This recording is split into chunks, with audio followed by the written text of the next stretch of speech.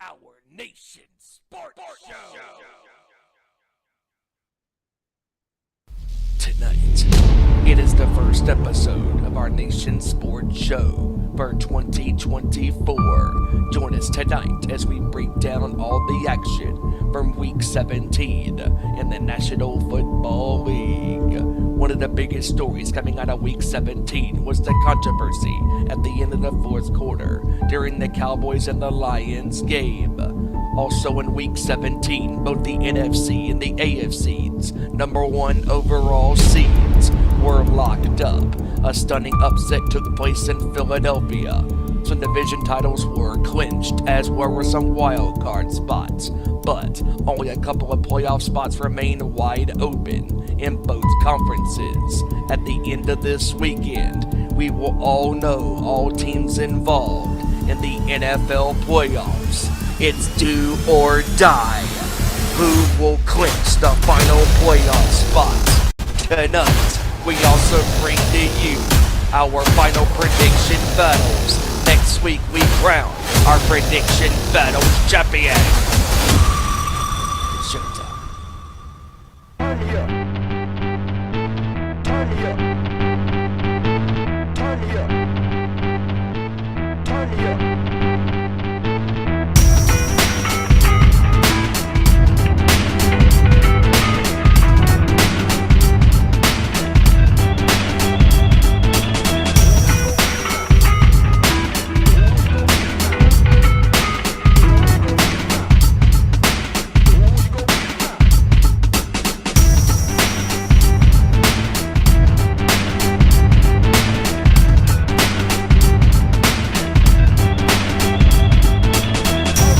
From the good up to the court, talking all that is sport, breaking down the latest news, scores, and more. Welcome to our Nation Sports Show.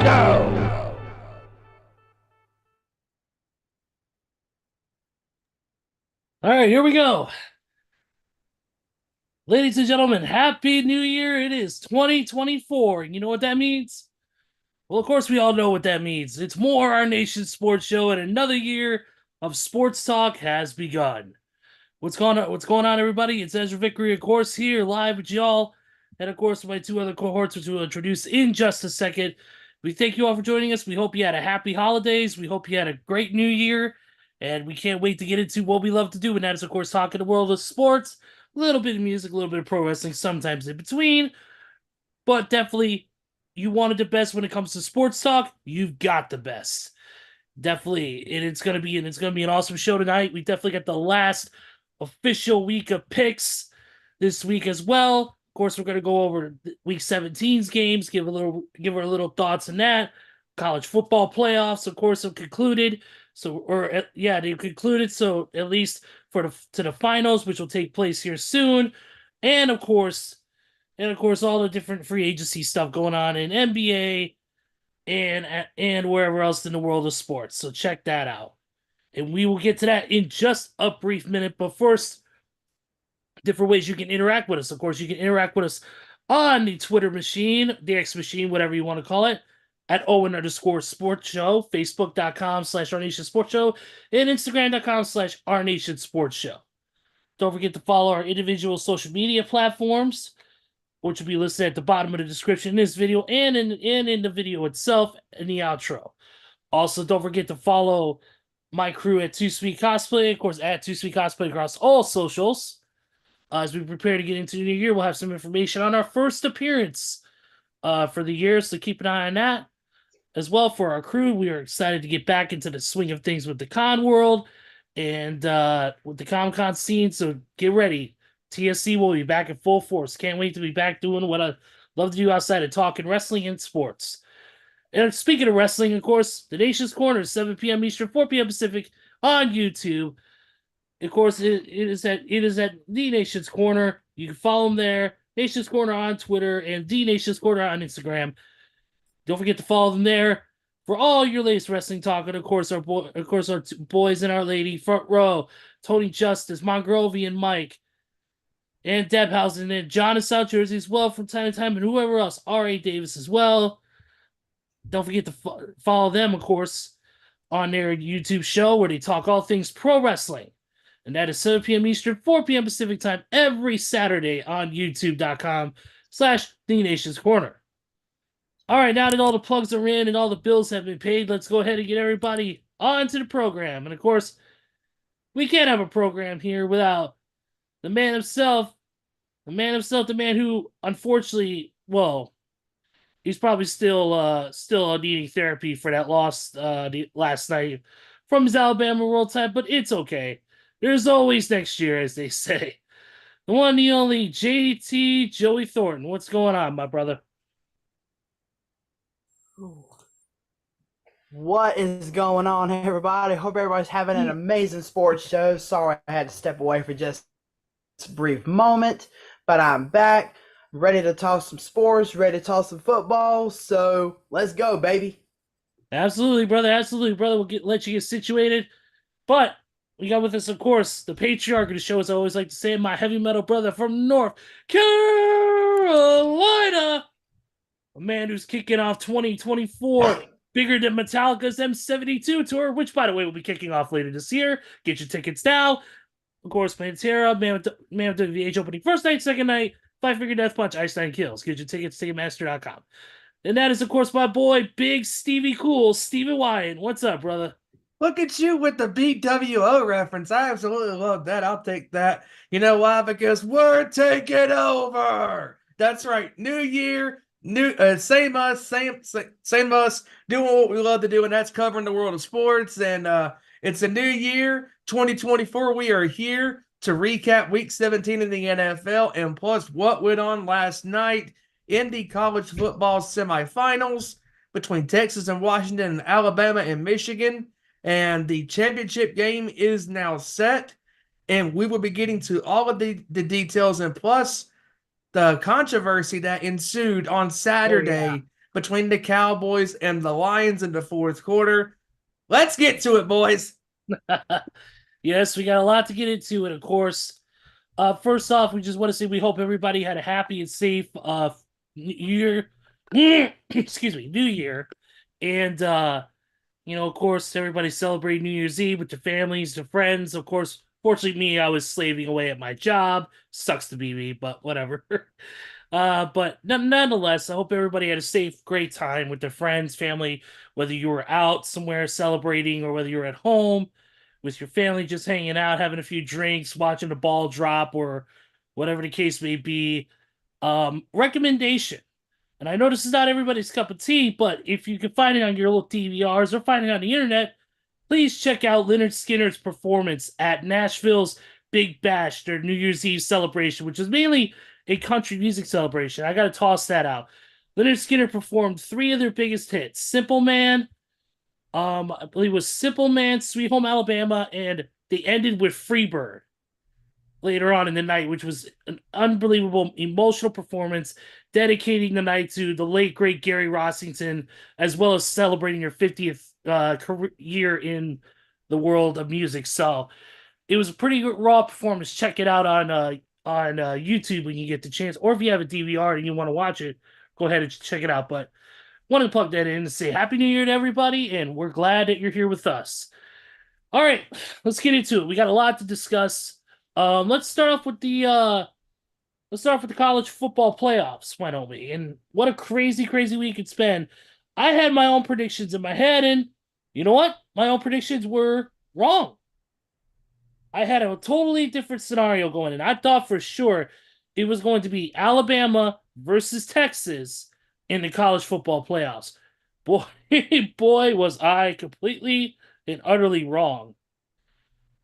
Yeah, I had Bama winning as well because I figured that the greatness of Nick Saban's coaching career and his veteran leadership to this to this college organization and and to these kids that keep coming in and out. Nick always gets these kids ready to play. And that's why they've been one of the most successful programs in college football. And I would have figured they would have won this game last night, but as we all know, they did not. They had their chances to win this game, but I know Joey has thoughts on this game. Yep. I'm sure Joey does. Joey, lead it off, brother. You are darn right I do. So, before I describe what happened last night, I'm just going to sum it all up before I go into details with just one little statement. Michigan did not beat Alabama last night. Alabama beat Alabama last night. And let me tell you why. These college athletes, they are, I guess you could say they're getting paid now because they got these NIL deals. So not only are they getting scholarships, but they're also getting this NIL money. So you would think, that with these players getting paid pretty much two separate ways now, that they will go out and play like they're supposed to, play like they earn it. But that is clearly not the case for one player, that is. And no, I'm not talking about Jalen Milroe. I'm not talking about Jace McClellan. I'm not talking about Isaiah Bond. I'm not talking about any of the star players on Alabama's team. The person that I'm talking about is the center. I cannot remember his name, but I do know his last name is McLaughlin. He was the center for Alabama the past 2 years. The year before, he was hiking the ball to a smaller, I guess you could say skinnier, a smaller, skinnier dude in Bryce Young. Not gonna lie, it was great. It really was. I'll give him that. Because Bryce Young was a great quarterback last year. I'll give him that. But this year, he was hiking the ball to a much taller, a little less skinnier quarterback who is also a mobile threat in Jalen Milroe. The one thing that killed Alabama in certain situations, even though we were lucky to be on the fortunate side in most of these games, was the fact that the center always did low snaps. And whenever a low snap is made, it causes the quarterback to make quick decisions to try to figure out how to get positive yardage on a play. But that wasn't quite the situation last year. But this year, the center, along with all the members of the offensive line, could not block to save their freaking lives. Another problem that Alabama had this year was too many quarterback sacks. Jalen Milroe had a great year. I'll give him that. He was a great scrambler. He was a great passer. He made plays that nobody even thought was humanly possible. 4th and 31, just to give you an example. But Jalen Milroe was also getting sacked way too many times in certain games because the offensive line did not know how to block. They had problems with it the majority of the season. And a quarterback is not going to make impressive stats if he's sitting on the turf from getting hit. It's not going to happen. So that's one thing that I blame on for Alabama. The second thing that I blame, that was two parts into one. So the last thing I had to say is the fact that the play calling was piss poor pathetic the whole entire game, whether it was on the offensive side or the defensive side of the ball. Now, granted, the defense played just a little bit better than the offense, but the offensive play calling was piss poor pathetic. I honestly thought that when we got rid of Bill O'Brien last year, I figured our offensive play calling was going to be a lot better. But in actuality, it was a lot worse this year because Tommy Rees can't coach his way out of a freaking wet paper sack. And that is the damn truth. Excuse my French, but that is the damn truth. Tommy Rees is a piss poor offensive coordinator who cannot call a play to save his life.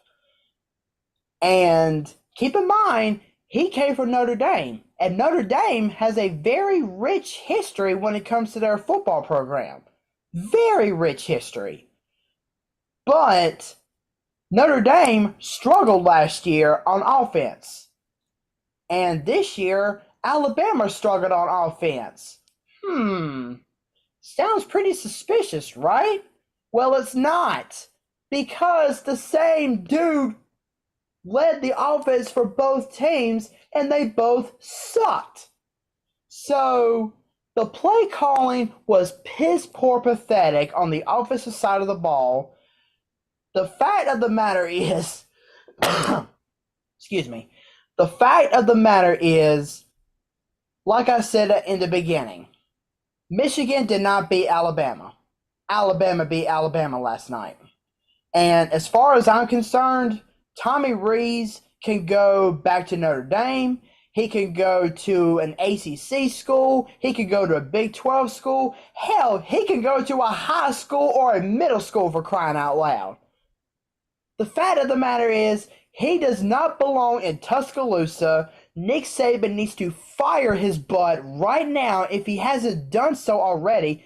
And Nick Saban needs to go out and actually find an offensive coordinator who actually knows how to call an offense and actually knows how to make great offensive play calling. So that's all I have to say. Bama shot themselves in the foot last night, and they need some personnel help if they even want to think about making a run next year in the college football world. And that's a great point by you, Joey, because Steven, 1 second, I got a question about this whole situation, Joey. Since I didn't watch the game last night, unfortunately, because I had to work, so I didn't watch any of the games last night. Did the quarterback report in as eligible? Yes, it was only the lineman that reported in as eligible, but we'll get to that story in just a minute. I know. That's why I said that. Steven, go ahead, my friend. So, I mean, to add to what William was saying in the chat, and shout outs to William in the chat. What's going on, man? William, what's up, sir? Cheers, what's up, William? And my good buddy Bo called me last night after the game, and he was like, "Why in the hell are you running the ball up the middle?" And I'm like, "Exactly. Because you're leaving yourself wide open to get hit because you have no running room to operate. If you run to the left or to the right and, the roll out, you have room if you want to run. If you find a lane to run, in the gap and get into the end zone possibly. Now, if you get stopped before you reach the end zone, it happens. We've seen great athletes in the NFL and college, make, freakish plays, that have stopped, touchdowns and stuff. So we know that stuff can happen. But the thing that aggravated me so much last night with this game, and Joey, you were right about this as well. Bama shot themselves in the foot, not just with play calling, but penalties came at the worst possible times during this game. Anytime Bama had a chance to put their foot on Michigan's throat and go up by double digits or even more, they would get called for holding or false starts or what have you, and drives would stall.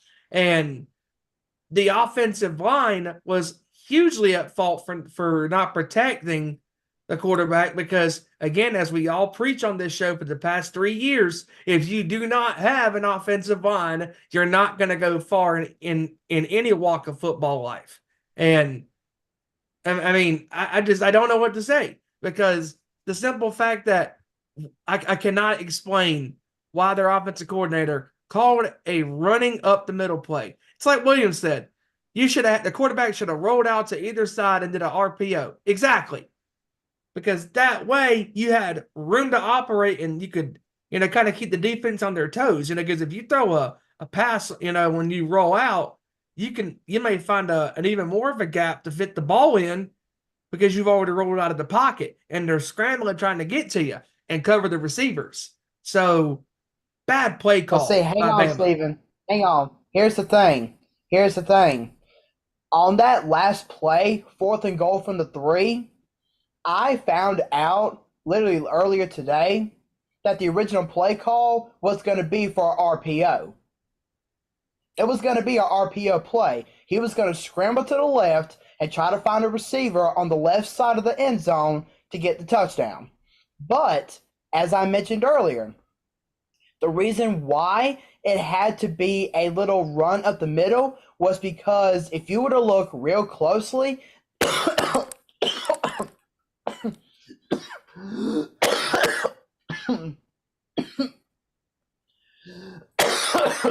oh, excuse me. Wow, that went. Oh. Joey's choking like the refs did in that Dallas. Wow, that went down the wrong way. Anyway, all right, I'm better now. Anyway, but yeah, as I mentioned earlier, that last play was going to be an RPO. But the reason why Jalen Milroy had to take the ball and run up the middle was because if you were to look real closely, that center did another low snap. It's ridiculous. And like I said earlier, whenever a low snap is made, it causes the quarterback to make a razor-quick decision to try to figure out how to get positive yardage. And because of that low snap and the way he had difficulty getting the ball, he had no choice but to run up the middle. So that's a good point.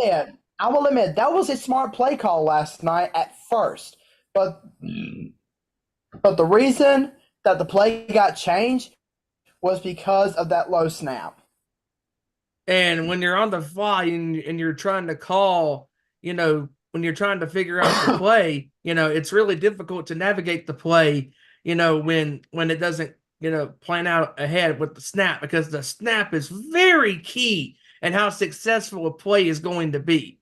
And just the sheer fact that the offensive line, especially the center, his bad snap capabilities came to bite them at the worst possible times last night. And speaking of almost biting them at the worst possible time, good Lord, Michigan's special teams through Achilles heel nearly bit them at the worst possible time, because the punt returner muffs the punt and the ball goes towards the 1 yard line. That should be an automatic touchdown because the ball just keeps rolling towards the end zone.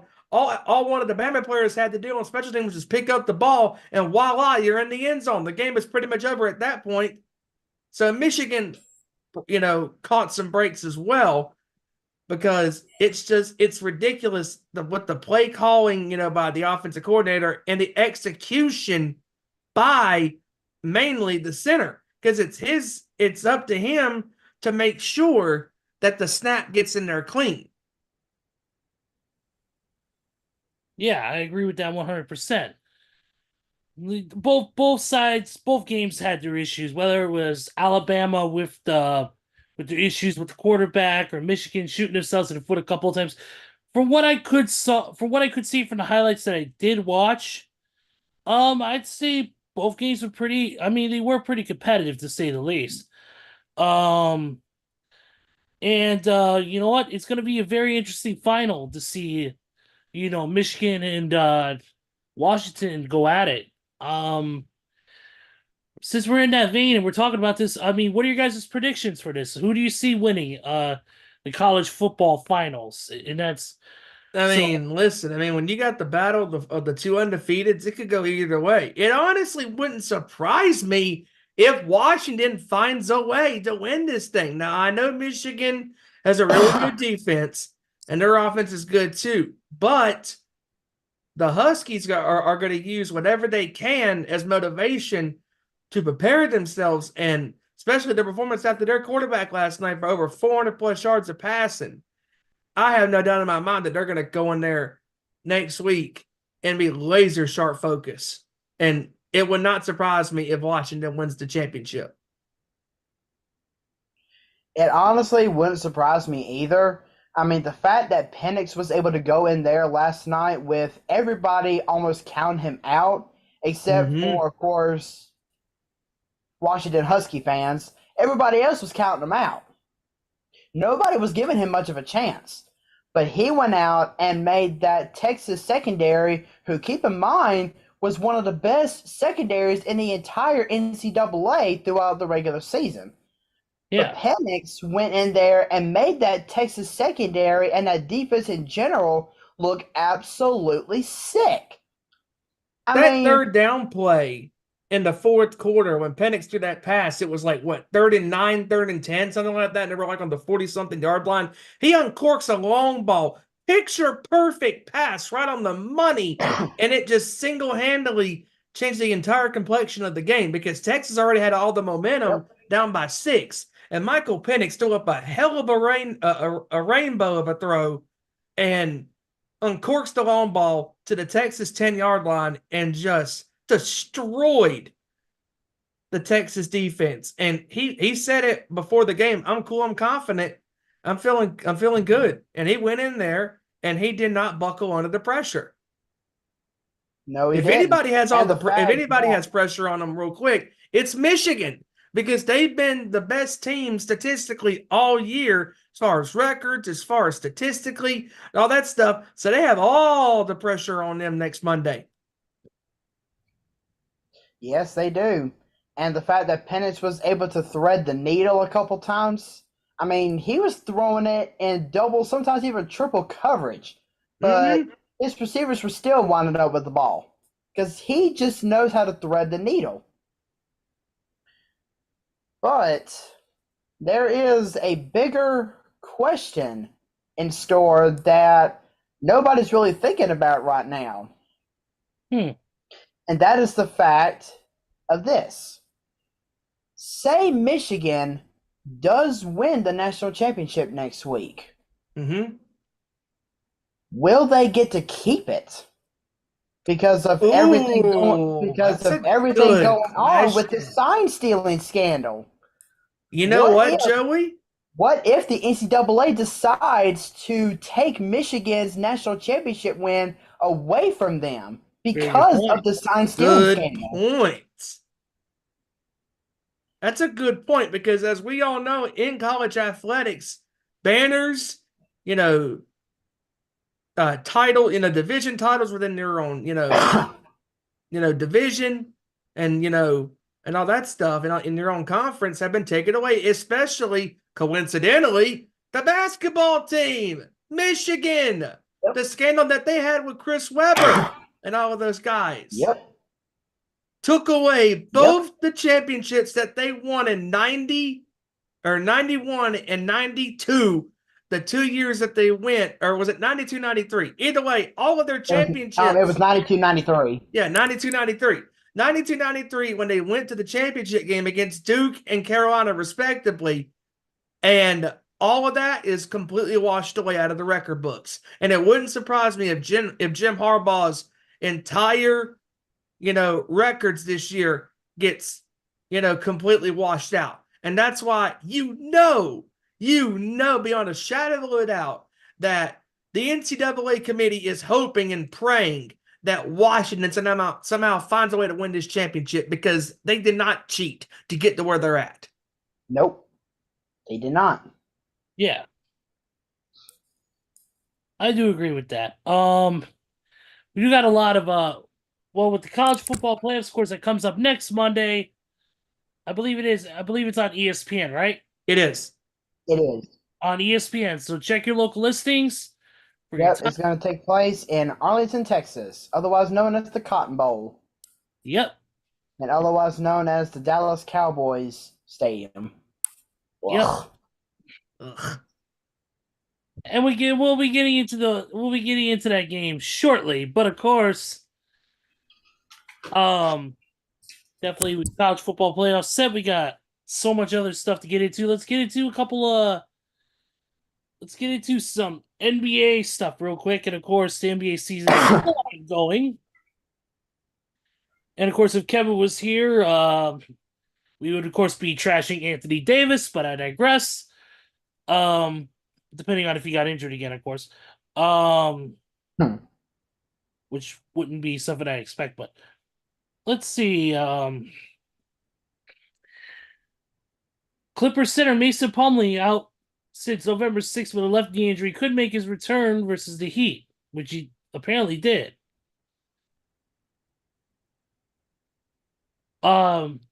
Detroit Pistons coach Monty Williams is fortifying his staff, bringing in 76ers and Clippers assistant Brian Adams as a coach.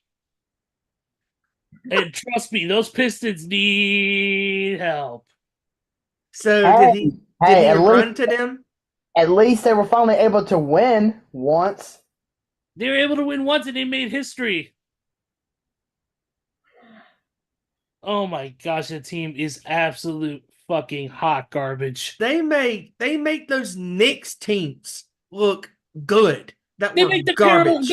Carolina Panthers look like Super Bowl contenders. Oh, whoa! Hey, you're not wrong. You're not At least wrong. Carolina at times this year, unlike the Pistons, there was a couple of games where they gave teams fits. Yeah, but at least unlike last week, the Pistons could score to more than 1 point though. This is true. Yeah, we'll get to that in a little bit too. The Knicks acquired OG Anunoby in a trade with the Raptors. So that happened a couple days ago. That's a pretty interesting note here. That is that there were some trade exceptions also as well. RJ Barrett, Emmanuel Quickly, and a 2024 second round pick went to the Raptors in exchange for OG. So Knicks adding more firepower. Pretty good team, I would say. See right here. Let's see. Oh, here we yep. 28 record tying losing streak for the Detroit Pistons at 28 games. before they finally won one. The Pistons are now 3-29. Yep, they're tanking. Their season was over before their season could even end. The tip is up, and the season's over for the Pistons. And it's gone. Yes, and keep in mind they were 2-1 before the season before their losing streak even started. Yeah. Yeah. Horrible. The Hornets said that Gordon Hayward will be reevaluated in 2 weeks with a calf strain he suffered last Tuesday against the Clippers. I swear that dude can't stay healthy to save his life. Nope. And how about this? How about probably the biggest news of the week? And that is that Mark Lore and Alex Rodriguez, A-Rod himself, exercised their option to purchase the majority share of both the Minnesota Timberwolves and the WNBA Minnesota Lynx. Nice. Good for them. Yeah, it just means A-Rod has now become a majority owner.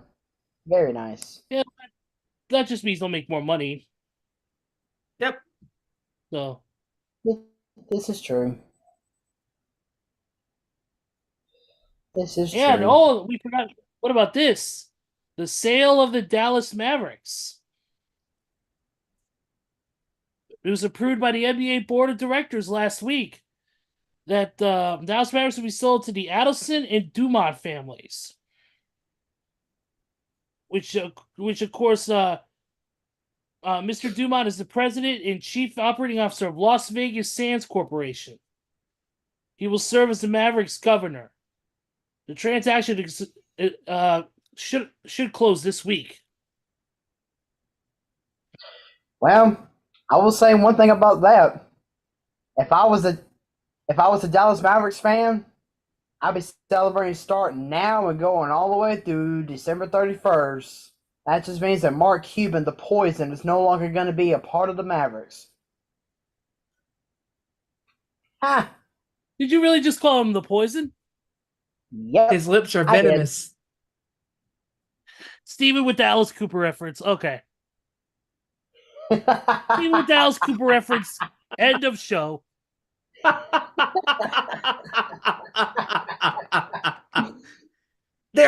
poison running through your veins. Wow. I would rather have this one be about an Alice Cooper reference than be a Taylor Swift reference. Although for Detroit, it seems like it is death by 1,000 cuts, but but that's just the way it is. Yeah, well, at least we know the Kansas City Chiefs won't be going back to December. They won't even. What do you mean? They won't even be going to February? What the fuck are you talking about? True. That is also true. I'm definitely gonna give that up. Rick Astley told me to. This would be where I would cue the Rick roll. So, Well, it's all right. At least after the Chiefs get eliminated in the playoffs this year, which they will, at least Travis Kelce will have more time to work on his love story with Taylor Swift. they can ride on a white horse together. There you go. All right, let's stop here before we lose any more viewers of the 5 that we have. But so that's pretty. Let's see what else is going on in the NBA front real quick before we move on to our usual NFL coverage, which of course will probably be more entertaining than what you're listening to right now, as it always is. We do got some games tonight, of course, which we'll get into in a second. Zach LaVine is scheduled to return this week to Chicago. Nice. I'm a little bit kind of intensive about it, because we've been doing great without Zach LaVine in the lineup. Before that, not so much. So we'll see. Right here, Kyrie came back from a 12-game absence, netted 14 in their loss. Wonder what his 12-game absence before he thought the world was flat. What was that? Well, was he thinking to himself, the world is a flat earth?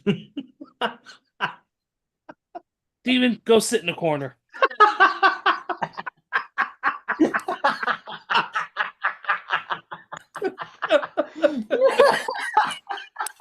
Shout outs to my buddy Jake out there near Chicago. He'll get that when he watches this. I had to do that. Man. Billy. Dude, even Billy Pumpkin would be ashamed of that. Betty Pumpkin.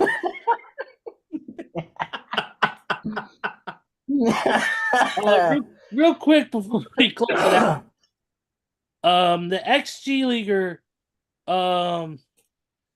Chance Comanche, who's of course was him and his girlfriend were arrested for the murder, kidnapping, and conspiracy of that woman, of his ex-girlfriend, or no, killing of a woman who was found in southern Nevada last month. They will be tried together. Ooh, rightly so. And like I said, they're looking at, as of right now, they are looking at total charges. They're looking at, it looks like possible first degree murder, first degree kidnapping, and conspiracy to commit first degree murder. Which means if he gets convicted, they will spend the rest of their lives in jail. Because trust me, I watch a lot of crime shows. And I know that first degree murder in most states is life in prison without the possibility of parole. Yep. So if this young kid... I watch quite a bit of crime. Yes, I watch quite a bit of crime shows myself, most notably Forensic Files. I'm not ashamed to admit it. Snapped. My mom leaves it on the Oxygen channel. One day I get hooked. I've been watching it for the past 2 years. So there you go. But yeah, so that's what's going on there, and that's pretty much it. Otherwise, it's outside of those few little things, it's been a pretty light news note today. But let's get into the games for tonight. And right now, the Bulls are losing to the 76ers 43-20. Damn. Actually, 45-20 in the beginning of the second. Spurs and Grizz just should be starting here soon. Same thing with Nets and Pelicans, and Celtics and Thunder, all starting around the 8 o'clock. Start time. And then at 10, you've got Magic and the Warriors, and Hornets and Kings. Check your local listings for where those games will be played. So let's get right into it. All right, let's get right into it, folks. We got to get into some NFL, and there is a lot to get into. A lot. And we're just gonna go down the score line from this past week, and of course, Week 17 had its ups and downs, its big leads, its small leads. Of course, this was leading into the new year. All the games, they had one game on Thursday, and every other game was on Saturday. We had some Saturday games, and then we had Sunday games, but no Monday night games this week, which is very interesting. So we'll start off with the Thursday night game, which was the Jets losing to the Browns 37-20.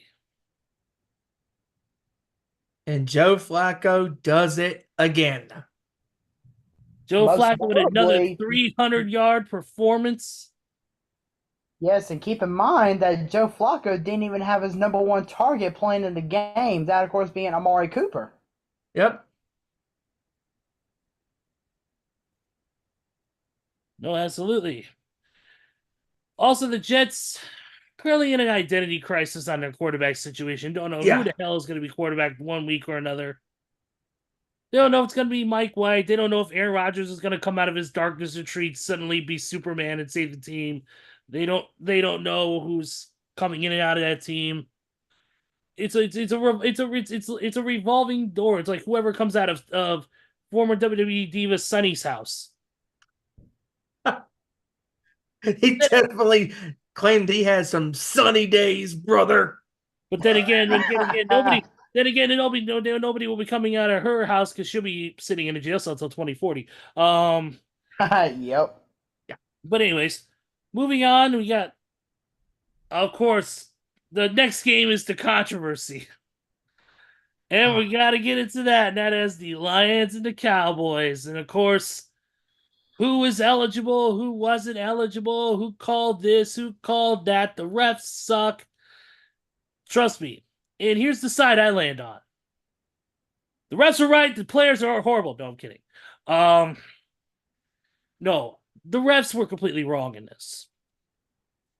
That ref crew that's on there, which I read after the game was over, was involved in several other missed calls, including to the Bears, a missed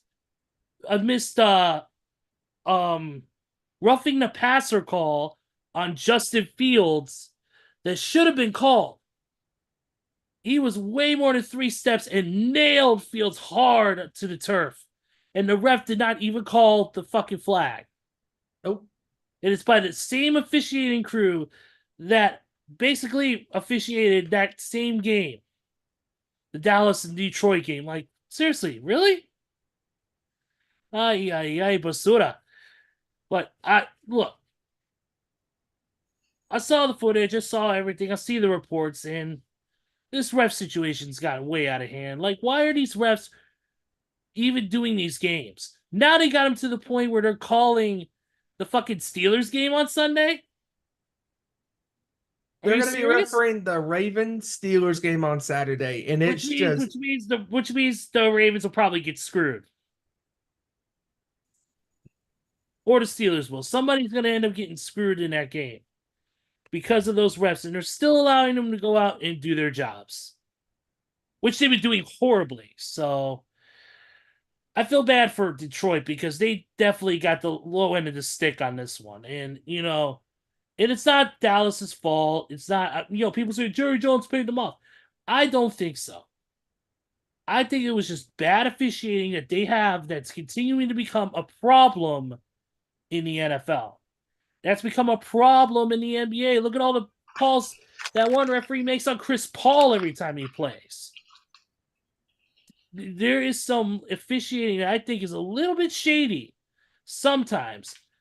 And I think that this is another case where the officiating, why are they not seeing these calls? They got 3 or 4 refs, 5 refs out on the field. You can't hear that a player was reported eligible.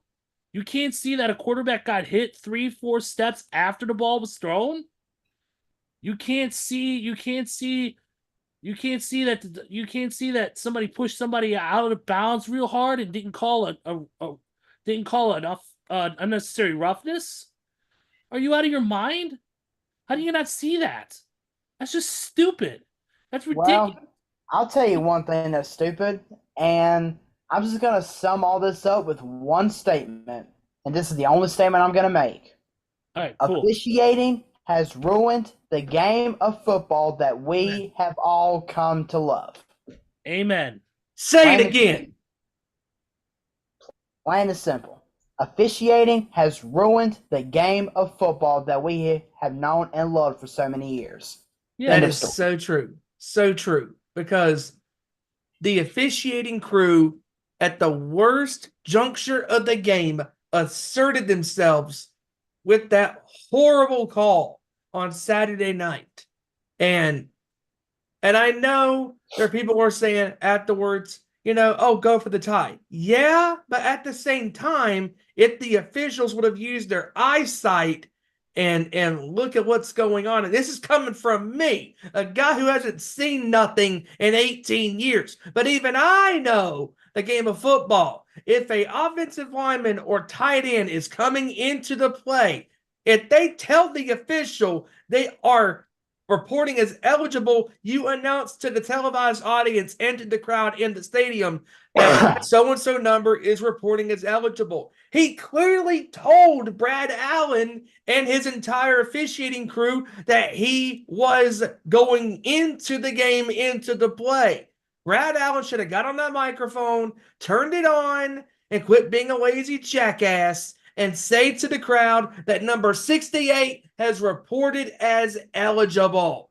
This is so wrong on so many levels, and this is why there are people out there that watch sports from the outsider's point of view that sit there and say that the shit is rigged because of bullshit like this. It is complete ridiculous how these officials over time this year have ruined the games this year, and over the years they have as well. But none worse than this year, because there's been multiple times this year when officials have gotten in the way of the game and have completely screwed the entire flow of the game.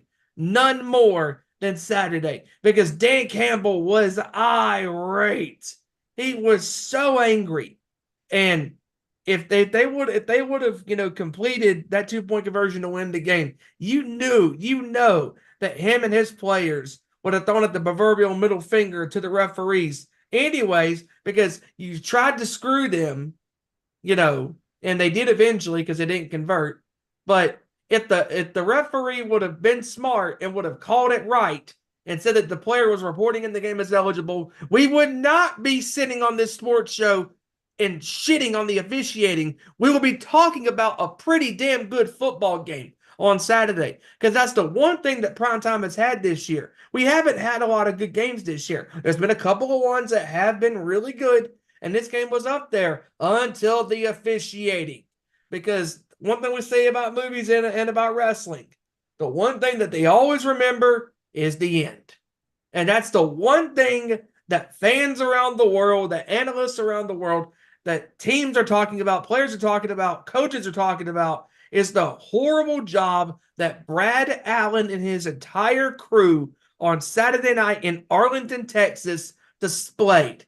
Horrible call, and they do not deserve to officiate a playoff game, because God forbid they're going to screw that one up too, because this has got to stop.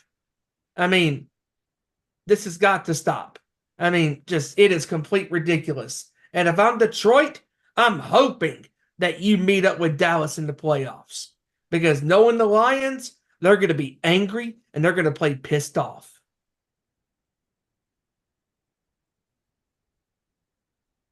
And if the Cowboys are so big and bad, then Oh, we're so good at home. Well, then why did it take you to shenanigans to win the football game? If you're supposed to be so good at home and horrible on the road, why didn't you take this team to the woodshed? Because you had your chances. You had your chances to blow this game up. End of story.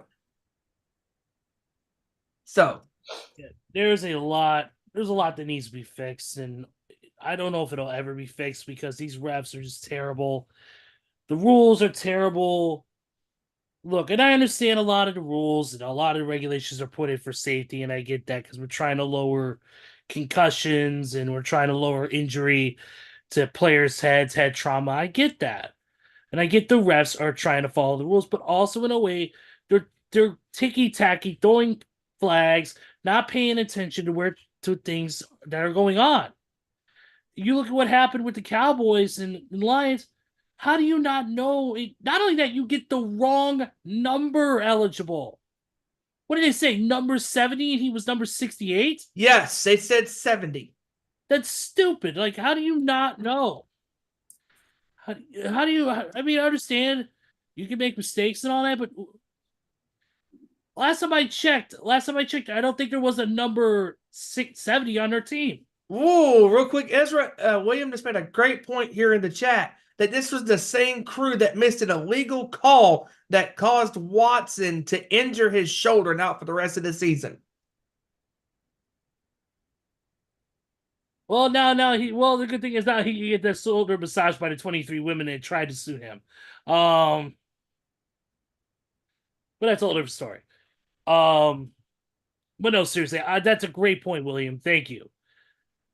Just, I don't know. And he also says, I'm wacko for Flacco. I love it. That's gonna be the new fan base quote. They're all, if you're wacko for Flacco. Wacko for Flacco. I'm gonna stop there because that'll get very inappropriate very quick. Yeah. The Ravens absolutely wrecked the Dolphins 56-19. Good God. I mean, Lamar Jackson had a hell of a game on Sunday. Well, you pay him $200+ million. He better have a good game. He better, and he did. I mean, Tua didn't have a bad game. I mean, he threw for less yardage than what he usually throws, but then again, sometimes it's a good thing. 2 interceptions, though. But Lamar Jackson, 321, 5 touchdowns, no picks. Yeah. Dominant. Absolutely dominant. So, let's see here. Moving down the line. Bills beat the Patriots 27-21. Bills moved to 10-6. Well, typical. The Bears with a big win over the Atlanta Falcons, 37-17. Very excited about that. That was a hell of a statement win there. Just love to prove that they're not down and out just yet.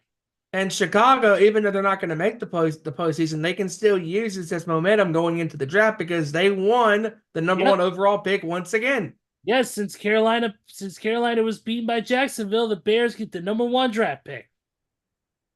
So it's a win-win, I think, for the Bears because if they end the season on a winning streak, on a high note, they can feel pretty good about going into the draft. Yeah, 3 rushing touchdowns by the Bears. 1 by Roshan Johnson, 1 by Khalil Herbert, and 1 by Fields himself. Fields had 11 carries for 45 yards, threw for 268, 1 touchdown, no interceptions. So not a bad game. But DJ Moore, 9 catches, 159 yards. Woo! Big game. Woo! Big Yeah. game for Moore. Big game for DJ Moore. And it's been his favorite target all year long. And when Fields and Moore are on, usually pretty on, let me tell you, it's hard to beat them as a duo. They really become something. And I'm excited for next year to see what happens with not only with the draft pick, but also just overall how this Bears team develops, because I think there is some opportunity. But we'll see what happens. Texans beat the Titans 26-3. I believe it was the return of one CJ Stroud. Yes, it was. It was. And CJ, first game back, pretty good. 24-32, 213, 1 touchdown. One touchdown throw to Brevon Jordan, and the rest I think were all field goals. Yeah. And, CJ Stroud, when he's healthy, he makes this team winnable. And he, no doubt, will win the NFL's Rookie of the Year. Oh, hands down. Incredible, this young man. Yep, I agree 100%. Moving on, we had Raiders and the Colts in a close one. 23-20, Colts win. The Colts still survive, and they still right now hold the 7th seed. Meanwhile, the Raiders were knocked out of playoff contingency with the loss. And give Pierce credit. Stepping in as the interim head coach. He really, I think he's a good guy. I think he deserves the job. Give him the job, and he's had a way better record since he's been the interim coach than Josh McDaniels did the last couple of years combined. So I think that if you give Pierce the job, I think that he'll succeed. Yeah, I think so too. And then the Jaguars blanking the Panthers 26-0. No surprise. Not surprised at all. Next. Rams beat the Giants in an awkward score game, 26-25. And the Rams almost screwed this one.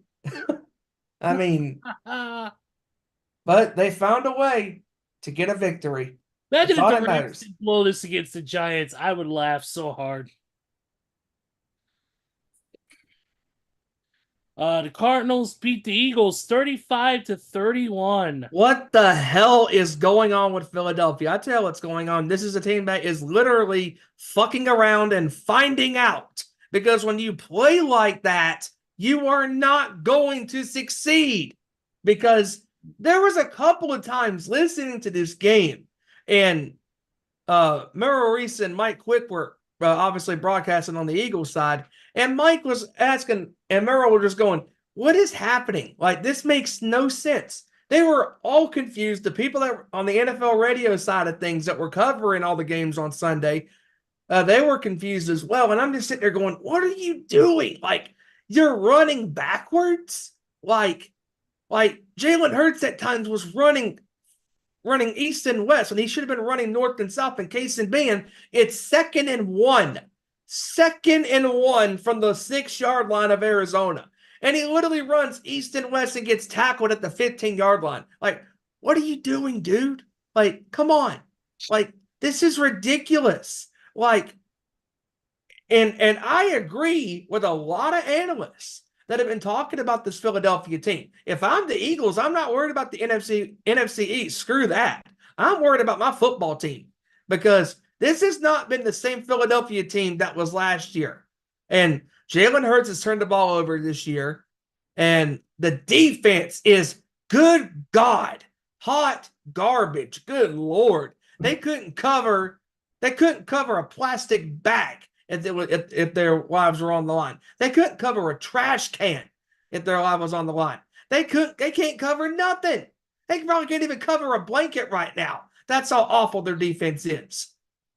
Like, they Kyler Murray, and shout outs to Kevin in the chat during this game. He said, I'm not going to bash Kyler Murray right now for his video game consumption, because good Lord, he had a hell of a game on Sunday against Philadelphia on the road. 3 touchdowns in this game? My goodness. That looked like the Kyler Murray from 2021 3 years ago. I mean, and this Philadelphia team is in trouble. They are really in trouble. And they are reeling coming into the final week this year, because, it's a new year. It's 2024, but this Philadelphia team, if they don't change they don't change their ways heading into the postseason, they could be one and done. They could be. They could be. And look, like I said, as much as we give Kyler Murray shit about his video game consumption, Call of Duty, blah, blah, blah, Kyler Murray is an elite quarterback at times when he wants to be. Kyler can throw. He can move, he can scramble, he can do all that. Unfortunately, the team that's built around him is not a good team. No. if he had great offensive players, great offensive line to protect him, he would be in one of the top 15, top 10, top 15. The guy's got an arm, the guy's got a cannon. He just needs the right people around him to be able to have the success that he does, and that includes the coaching staff as well. Oh, absolutely. Because if you get a great coaching staff around him, he's already got James Conner, who's a phenomenal player. The guy can run the ball, and obviously he can catch the ball out of the backfield because, good gosh, I mean, that catch he had against Philadelphia on Sunday, just catching the ball, difficult circumstances, and still walking into the end zone for the touchdown. I mean, just a remarkable performance that Conner has had the last 4 to 5 weeks, even in defeats. But Conner has had some great games with Arizona. And Kyler Murray, since he's come back, he's looked pretty sharp. Yep. I think so. Definitely have. Yeah, I think so. And I think that if Kyler can be patient and give the Cardinals a little bit of time to build that team, if they can get the right pieces together, I think there is a good chance the Cardinals, I'm not saying they're going to make a run, but I think they're going to be a bigger force to be reckoned with in the next year or two. Yeah, could be. As long as management makes the right decisions, picks the right players, goes to free agency, and finds the right players available. That's where that falls on. That doesn't fall on the players themselves. That falls on management to be able to make those decisions when it counts. So we'll see what happens in the offseason. But Kyler is great. Kyler's got great moments. It's just that to me, he just needs the right people around him to be able to succeed even further. And the craziest thing, Ezra, he already had that before they traded him away in DeAndre Hopkins. Yep. You had him. You had your number 1 overall guy, your success, the Larry Fitzgerald. Yeah. And you traded that away. Could you imagine if DeAndre Hopkins and Kyler Murray were still on the same team together, he would be dialing that connection up right now and would be torching defenses. Because I'm sorry, but DeAndre going to Tennessee this year was a bad financial move. Bad move. Because Tennessee is not even making the playoffs this year.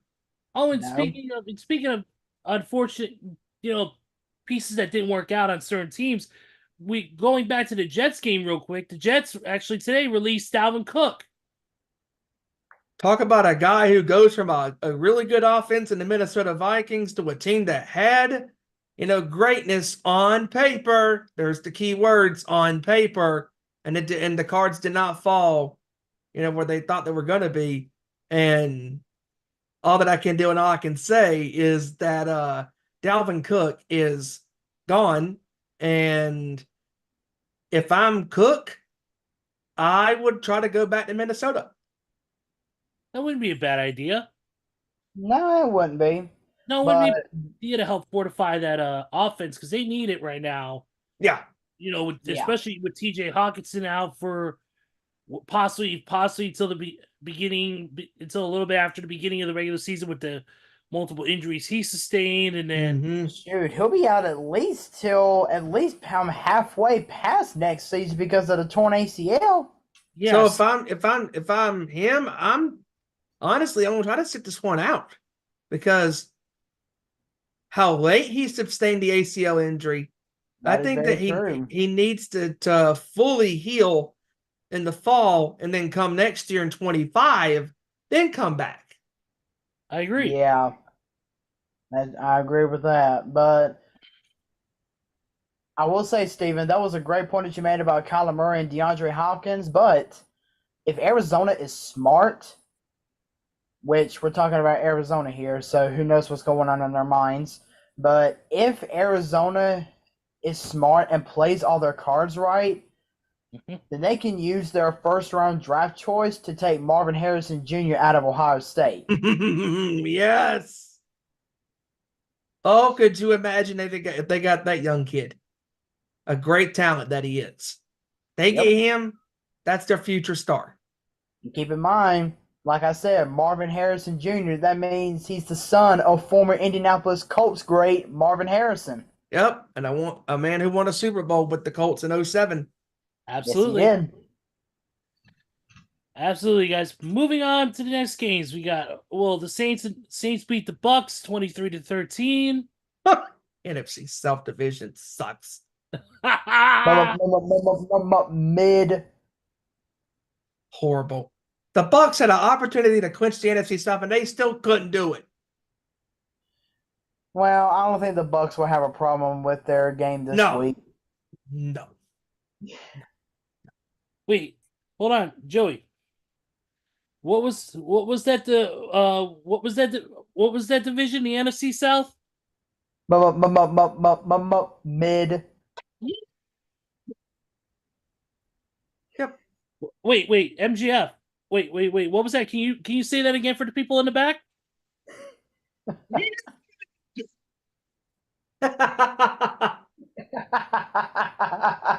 One more time, MGF. One more time, please. Thank you. Now go rest up. We'll see at the Royal Rumble. Oh dang! What if we do see him at the Royal Rumble? That'd be sick. I don't want to get off topic because I want to keep going with the sports, but yeah, it would be epic. Imagine him in a stare off with Cody. Yeah. That would be great. Let's go here to the next one, and that is the 49ers beating the Commanders 27-10. 49ers that number one seed in the NFC. 49ers getting back on track. Yeah, and they actually got that number one seed. Them and Baltimore got the 2 number 1 spots. Yep. Absolutely. Brock Purdy. And rightfully so. 230, 2 touchdowns, no interceptions. Run CMC, 14 carries, 64 yards, no touchdowns though. Brandon Ayuk, 7 catches, 114 for a TD. Deebo Samuel, 5 catches, 37 for a TD. So yeah, that's where it lies there. I heard we saw a report, I think it was earlier in the week, that they are expected to fire Ron Rivera at the end of the season. Yes. Yes, it has been confirmed. Josh Harris is going to be getting a fresh start, and he's going to be making a lot of personnel changes. Most notably, Ron Rivera is pretty much confirmed to be let go, and it looks like our GM Martin Mayhew is going to be not far behind him. So, and speaking of personnel stuff, it was also apparently confirmed that Matt Eberflus will return the next season for Chicago. After some of the promising wins that we've had and progression that we've had so far. You know? Hey, maybe Chicago can reach out to Kansas City and bring Matt Nagy back, but only as the offensive coordinator. I don't want him anywhere near the offense. Wait. Maybe, just maybe. Hold up. Maybe that's why the Chiefs' offense also sucks, because you got that schmuck as your offensive coordinator. I'm so glad the Chiefs have him. Not only do they have the Taylor Swift effect, but they have the Matt Nagy virus, which is killing the offense. You think COVID's deadly? Take a look at that. What's happening to that offense? Yes, the Matt Nagy effect will screw you over. And if you're suffering from that, if you're suffering from the virus of Nagyitis, then you will suffer from the following symptoms: your offensive line can't block, your quarterbacks receivers can't catch shit, your running back can't find a wide open hole. Yep. I can just picture it now. The dream coaching setup for the Chicago Bears. Eberflus head coach, Matt Nagy the offensive coordinator, and Jack Del Rio the defensive coordinator. No, wait, Joey. No, if you really want Matt Nagy to suck so bad and spread Nagylitis to another football team, go to the Commanders. At this point, please. Or no. Better yet, if you really want to spread the Nagyitis, why don't you send them on to Carolina? Oh God, that's a perfect match made in heaven or in hell.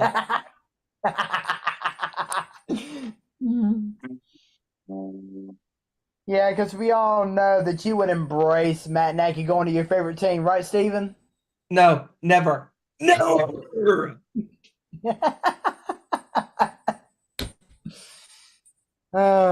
Oh my god! You know what? You know what? You know what? You know what? You know what, Joey? For that comment, Let me guess, I'm booted off the show for a week. for Joey, for that comment, there's only one thing I got to say to you, and it's this: Go fuck yourself.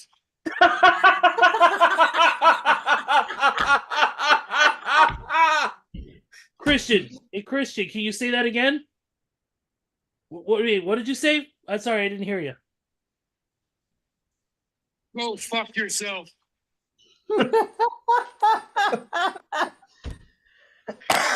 Wow. Wow. That's gonna be my new soundbite from now on. Oh boy. Go fuck yourself. I love that. I love that. GFY. All right, right here. Steelers beat the Seahawks 30 to 23. Running game got going good for Pittsburgh this week. Yep. Yes, it did. Yep. And Mitchell Trubisky still sucks ass. Moving on.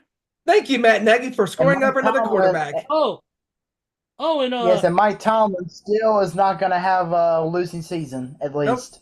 Nope. Nope. And still Mitchell Trubisky for messing with the Bears. For messing with the Bears, my friend. Oh my Go fuck God, here we go again. Here we go again. Yeah. He did fuck up my favorite team, so he deserves that. Yeah. All right. Like you know, said, and real quick, back to the Chiefs and Bengals. I mean, the Bengals, you we know. haven't even gotten to that game yet. Oh. No, we haven't even gotten to that game yet, brother. Well, might as well go ahead and get to it now. Well, hold on. Broncos beat the Chargers 16-9. Okay, moving on. Now to the Chiefs and Bengals. Cincinnati's offense in this first half was moving the ball. But that second half, it was a tale of complete halves. I mean, and still the Chiefs receivers for 3/4 of this game could not get it going. But the only guy who could was the rookie, Rashid Rice. That's like the only guy that Patrick Mahomes has right now at his arsenal that is somewhat reliable. Otherwise, Valdez-Scantling, he can't catch the broadside of a barn. Travis Kelce is still suffering from the Taylor Swift effect and from Matt Nagy-itis. So there's that. And Travis Kelce has lost his reliability. Yes, and he's not even going to have 1,000 yards receiving, I don't think, because he's not even going to come close to getting that unless he has a monstrous game in Week 18.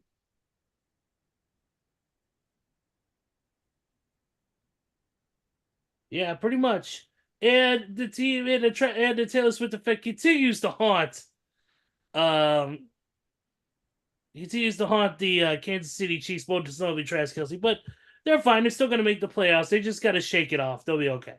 Well, I will say real quick, Travis Kelce needs only 16 yards receiving to have a 1,000-yard season. But he should get it. Yeah, he should get it with ease. There shouldn't be a problem with that. Should, yeah. But you never know. Yep. The final one, Packers beat the Vikings 33-10. A big win. Good God. For Green Bay. I tell you what, Jordan Love, he has had a year that nobody thought he was even going to have. And this is the one thing that annoys me with the media is they want to sit there and look at a quarterback, for a couple of games ago, automatically going to go, oh, he's going to have a bad season. How do you know? You haven't gotten to even the halfway mark to properly judge a quarterback's performance. And I say Jordan Love, for the most part this year, he has proven that he is Green Bay's next quarterback because he has had a full season.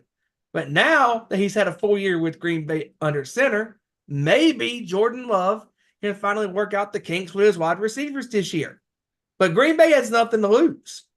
If Green Bay wins this Sunday, they're in. But even if they don't get in, it's still a pretty solid, effort this year, because they made strides this year, and Minnesota continues to regress. And that offense has went through 4 quarterbacks now. It is just, man, they need Kirk Cousins. They need Kirk Cousins bad.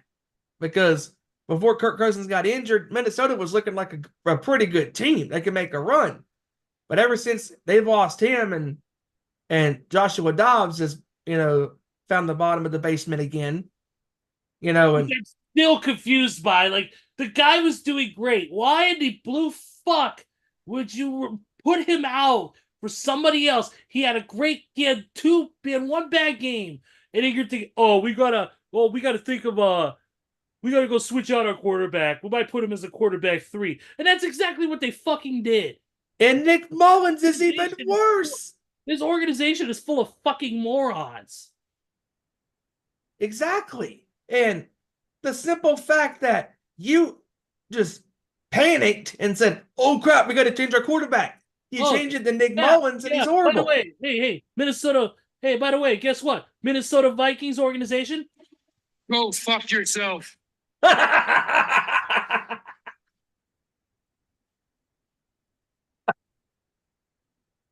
Oh, love it. Love it. Green Bay has played pretty well. I will say that much. Green Bay, Jordan Love, 256, 3 touchdowns. Aaron Jones, 20 carries for 120 yards. Man, when he stays healthy, he's a great player on the field. Yeah, they have some good receivers on their team. 6 catches, 105 yards, and a touchdown for Bo Melton. Jaden Reed had 6 catches, 89 yards, and 2 touchdowns. I mean, Jordan Love in this game against the Vikings was throwing some really good spirals down the field. I mean, just staying aggressive and attacking at the point, and not relenting, and not giving up, attacking the defense and just staying hot, and that's what he did, and so we shall see going forward, what happens this week as we head into the final week. Mm-hmm. Yeah, definitely. We got that is it for the games this week. Joey, what do you see? Big breaking news. I got NXT New Year's Evil on my phone right now, and it has been reported that NXT champion Ilya Dragunov is not going to be cleared to defend his NXT championship tonight because of his neck injury that he suffered a couple weeks ago. Which we all know that story. So no NXT title match tonight. They're doing this to play off the story that Rich Holland is unsafe, and which is not true. He's had some accidents with performers, but wasn't his fault. But now they're playing it like it is his fault in the story. But I can see why they're doing that. Yeah. Also, since we're on the wrestling kick, I want to promote something. Tonight on Food Network at 9 p.m. Eastern, Super Chef Challenge, and on the show competing with young a great restaurateur who owns 5 different restaurants, Antonio LaFaso, who I've seen on Guys Grocery Games a lot, is AEW star Willow Nightingale. Nice. So Willow will be cooking alongside the legendary Antonio LaFaso. Antonia LaFaso. It's a 2-woman team on Super Chef Grudge Match at 9 p.m. Eastern on Food Network or on the Max streaming app. And see, and also big news. Of course, Dragon Lee was unable to compete tonight in the 6-man tag match, but Cruz del Toro and Joaquin Wilde were able to find a new partner. That, of course, being the one and only Carlito. Oh, that's cool. Let's see Carlito back. He's been out for a little bit. Good to see Carlito back again. Awesome. All right. Ladies and gentlemen, it is that time. It is once again our score prediction battle, the final week, week 18. And Joey, I do believe you have some numbers for us. I do. We had 2 winners this past week, Kevin and Steven. going 11-5 respectively. Ezra not far behind at 10-6, and I rounded up the rear going 8-8. Okay. So, like Steven said in his little opening intro, next week we will crown our second prediction battle champion. All right, it's gonna be great. Cannot wait. All right, we ready, guys? We got our schedules and all that ready to go.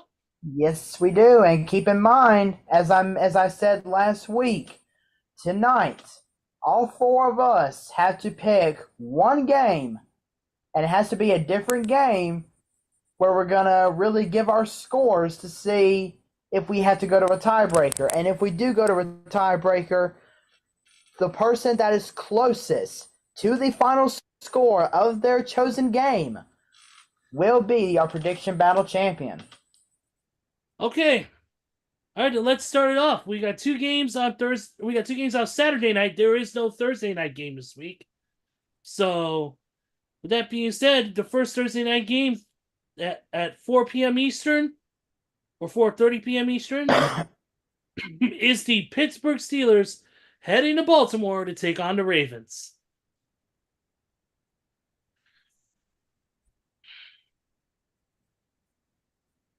I'll start this one out. I'm going to go with Baltimore in this one to continue to be red hot and ride that momentum wave.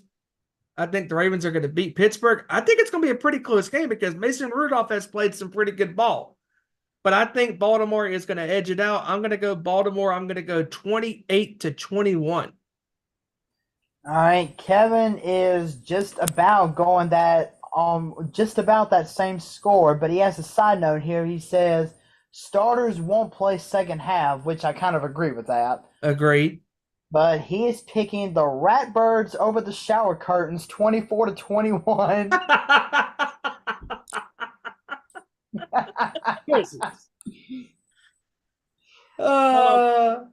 That's great.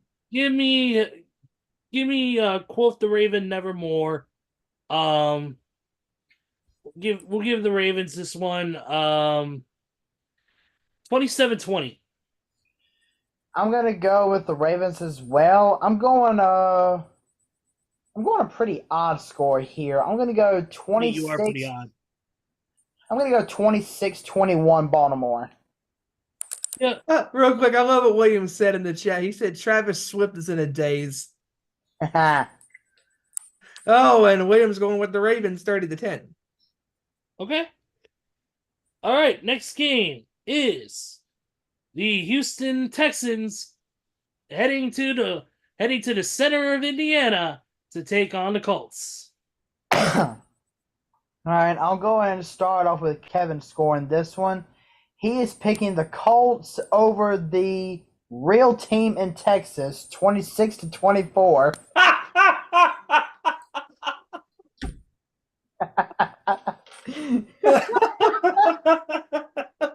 Bravo, good sir. Bravo. Give me Houston in this one. 28-17.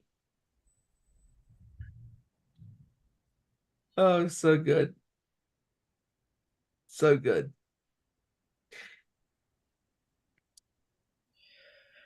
I'm going to go with the Texans as well. I do think CJ Stroud's going to have a nice game before he hopefully guides the Texans to the playoffs, because the way they played this year, they need to go to the playoffs. But I'm going to go with the Texans in this one. I'm going to go 24-14. And this is such a hard game because both of these teams have both played really, good ball off and on this year. Gardner Minshew, with the card he was dealt with, being the starter, and he, since Anthony Richards, was obviously knocked out early on in the year, and CJ Stroud up until the injury was playing some really good ball. But I do think the Texans are playing very good. I think that as long as CJ can stay healthy, I think that they can get it done. And that's why I'm going to go with Houston to win this game and punch their ticket into the postseason. I'm going to go with at a pretty close score. I'm going to go Houston 28-24. Ooh, okay. And William is picking the Texans as well, 21-20. All right, we move on to Sunday, and we move on to America's Game of the Week, which is the Tampa Bay Bucks versus the Carolina Panthers. Oh, What a geez. bunch of baloney. Oh, my God. Give me Tampa Bay to win the NFC South. Come on, Tampa. You got to win this crappy division at some point. Because if they don't, it's going to be the Saints and the Falcons play for the NFC South. But give me Tampa Bay to beat Carolina. I'm going to go Tampa 30-3. All right. I'm giving Carolina's going to put up a fight, but guess what? They ain't going to win. Give me that. Give me Tampa Bay in this one, 31-6. All right. Kevin is picking the Bucks over the David Teppers, 27-0. Another shutout. And keep in mind, I don't know, since we didn't cover this before we gave our predictions, David Tepper has reportedly been fined $300,000 for throwing drinks at the Jacksonville Jaguars fans. What? Yeah. Wow. Video was caught of him apparently throwing a drink at Jacksonville Jaguars fans. As Bully Ray would say, what a douche nozzle. Yep, and he has been fined $300,000 for that. But I'm going to go with the Bucks as well. You know what? I'm running the shutout train as well, 31-0. Oh, to talk about breaking news, real quick, college football breaking news. Brock Bowers of the Georgia Bulldogs has announced that he is declaring for the NFL draft. Nice. Rightfully so. He's the number one. He's going to be classified as the number one tight end in this class. I love Williams' score. He said he's got the Bucks beating the Sisters of the Poor 30-17.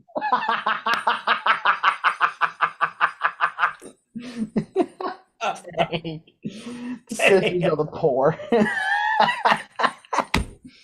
That's nice. Yep. Great. Yep.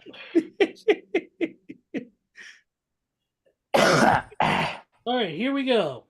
Next one is Cleveland Browns taking on Cincinnati Bengals. Cleveland rocks in this one. I'm going to go Cleveland. Cleveland's going to win 27-14. Well, Jerry the King Lawler will be happy with me because I'm going with the Cleveland Browns. Nice. In case you didn't know, that's Jerry the King Lawler's favorite football team is the Cleveland Browns. He's always been a Browns fan. Let's go with Cleveland on this one. I'm gonna go with 20. Let's go 27-20. We'll give it a little bit closer. All right. Let's see. Kevin is picking the Brownies over the Beagles, 28-10. Eagles. And I'm going to go with the Browns as well. I'm going to go 27-14. Okay. Yeah, I've already handpicked Kevin's team score for the tiebreaker. So all three of us still have to pick ours. Okay. He's picking the same score, 27-14. William, nice. Cleveland. From an intercity rivalry to a divisional rivalry. It's an NFC North showdown. Minnesota Vikings traveling to the 3-1-3 to take on the Lions. Minnesota, bless your hearts. You're done. I'm going to go with Detroit to beat up on the Vikings. I'm going to go Detroit 34-10. 31-13. Detroit. All right. Let's see. Kevin is picking. Oh, real quick before you continue, William called the Browns the Flaccos.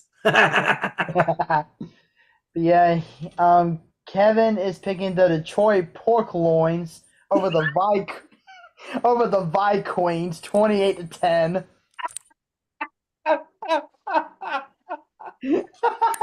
I'm telling you, Kevin went over the top with these team names. Top over the top. But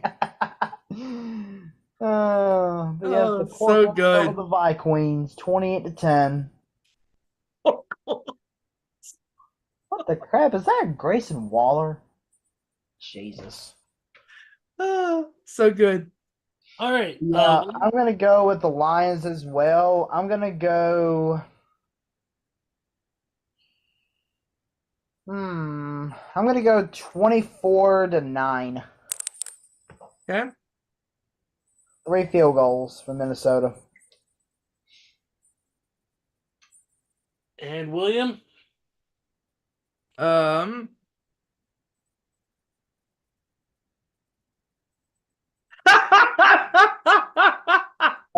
boy. He's calling the Lions. I'm gonna eat them for breakfast 30-3. Wow. They must be Tony the Tiger because they're great.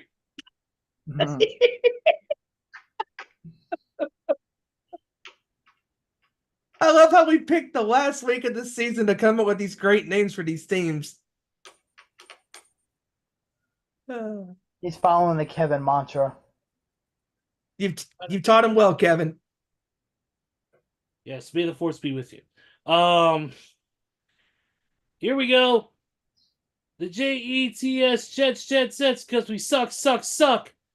We'll take on just about a team that's as bad as them, and that's Patriots. Oh God. You know what? I'm calling this now. Give me the Patriots in this one, 17-10. Give me the Patriots. Give me New England 20-6. All right, I'm going to go with the Patriots as well. I'm going to go just about that exact same score, Steven, but I'm going to go 1 point higher. 21-6. And Kevin is picking the Patriots over the Paper Airplanes, 15-9.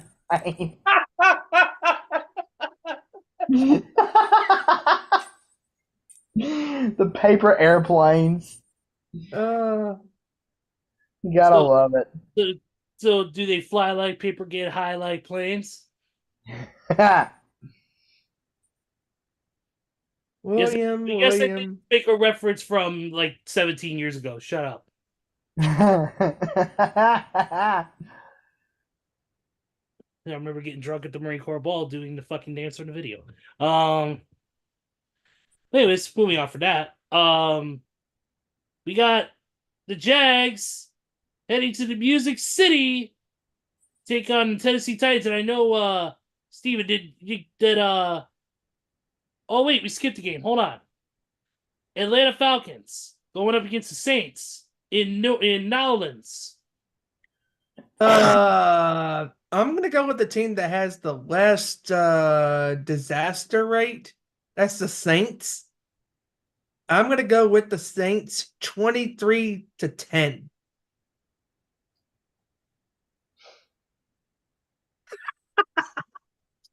Please. William called the Patriots the clam chowders 24-17. Or 21-17. He's not wrong. Yeah, he's not wrong. Yep. All right. Let's see. Kevin is picking the Stains over the Falcons, 23-17. I've got the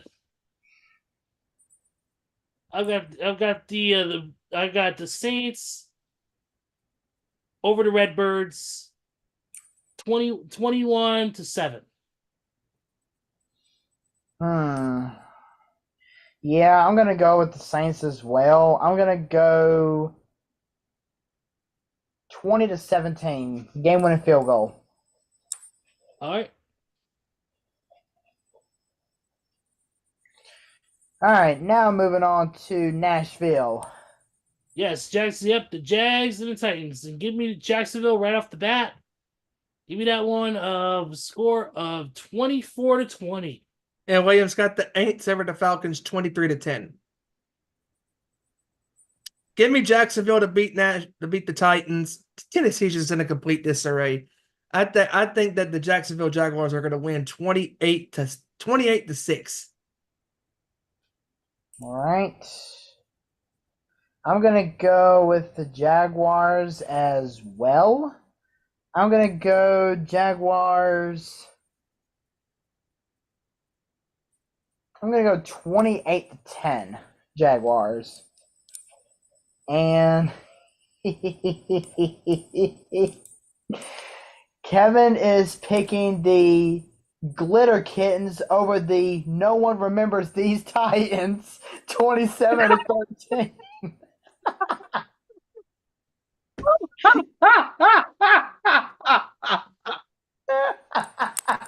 No one remembers these Titans. What a line.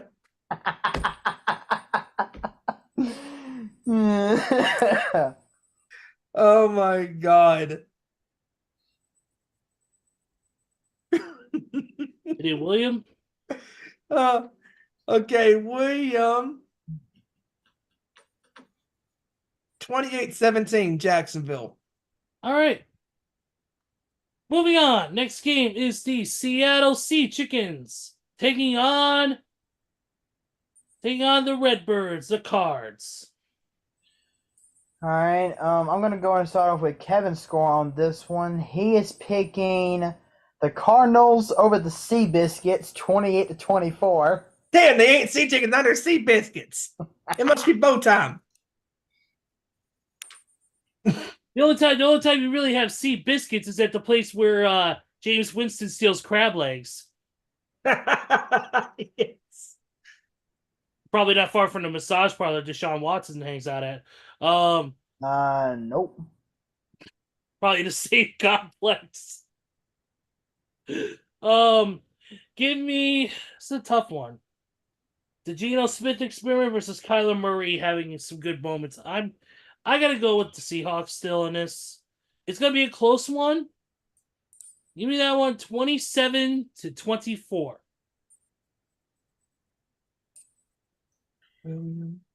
Oh, you know what? I'm actually going to side with Kevin on this one. I think Arizona's going to pull out a win. I'm going to go Arizona 25-20. Oh, that's an excellent score. Nothing from William yet. I am on the side of Ezra on this one. It's a tough one. Where is this game at? In Arizona. It's gonna be Arizona. Interesting. Well, they're both interesting teams, either at home or on the road. But I think Seattle will edge them out. I think it's going to be a close one. I'm going to go Arizona. I'm sorry, Seattle. I'm going to go Seattle 24-20. Yeah, it's basically look, come on. It's basically the most depressing the team for the most depressing place on earth, Seattle, versus the team where there's no life in the fucking area because it's so hot in Arizona. I love Williams' score. He's got the check your chicken 24-17. Good one. All right, next game. It's the oldest rivalry in the world of football. Oh, baby. The Bears and the Packers. All right, I'm going to go and start off with Kevin's score on this one. He is picking the Bears over the Packers 30-21. The Packers. I got the Bears. I got this Bear winning this one, and this is the score. You're not going to believe this. 24-23. Whoa. Game-winning touchdown or field goal? Game-winning field goal by Cairo Santos. Okay. Okay. And you know what? You know what this is? My tiebreaker. Okay. Whoa. All right. Why not? Go big or go home and go with my home team, baby. Exactly. All Okay. Okay. I'm gonna go with Green Bay in a close one. You fucking Um, suck, asshole. right. I'm gonna go with Green Bay in a close one. I'm gonna go with the Packers 27-23. You know what, Steven? Steven? Go fuck yourself.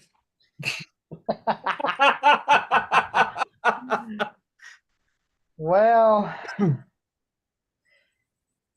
you might as well say the same thing for me, Ezra, because I'm going with Steven in this one. I'm Well, going Packers. Here's the problem, Joey, is I like you more. I'm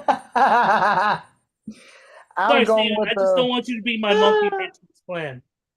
Yeah, I'm gonna go with the Packers in this one. I'm actually gonna go game-winning field goal as well, 27-25. Look at this, William.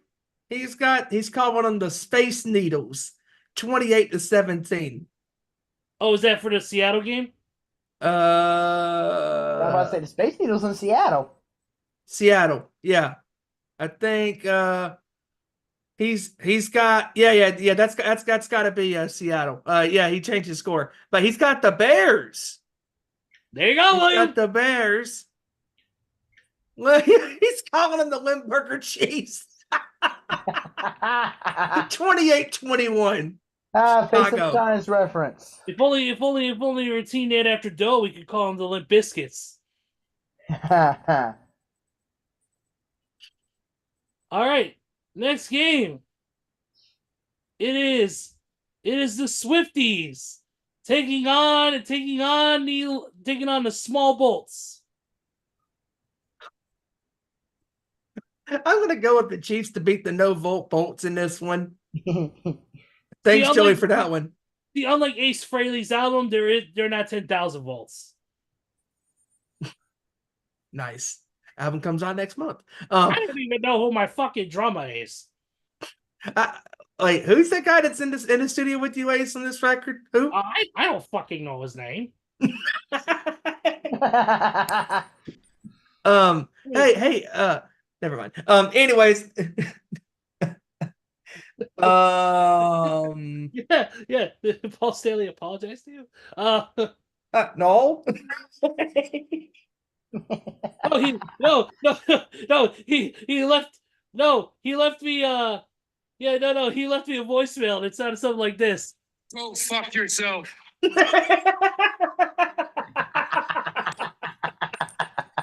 The phone call lasted that long, just like that soundbite did, about 5 seconds. All right. All right, but Steven, what was your score? Wait, what was the game again? Chiefs and Chargers. Anyways. That's how meaningless it is. That's right. I'm gonna go with the Chiefs to beat the Chargers. I'm gonna go Kansas City 24-3. I'm gonna go a little something. Give me this one. Give me this one 27. Give me this 27-10. Sounds pretty good.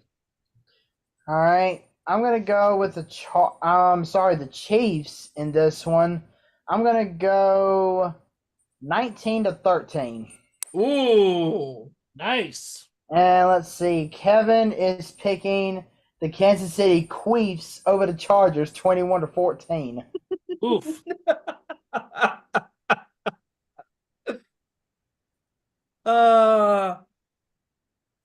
And William.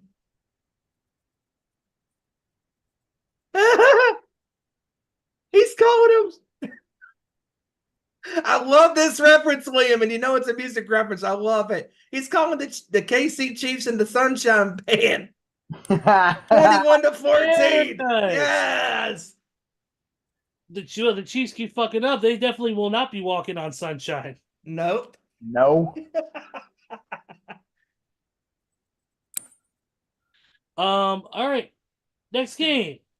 It is the Denver Broncos, the Walmart Great Value Rollbacks, taking on the Las Vegas Raiders. And no, I'm not giving them a name because I'm actually giving them some respect.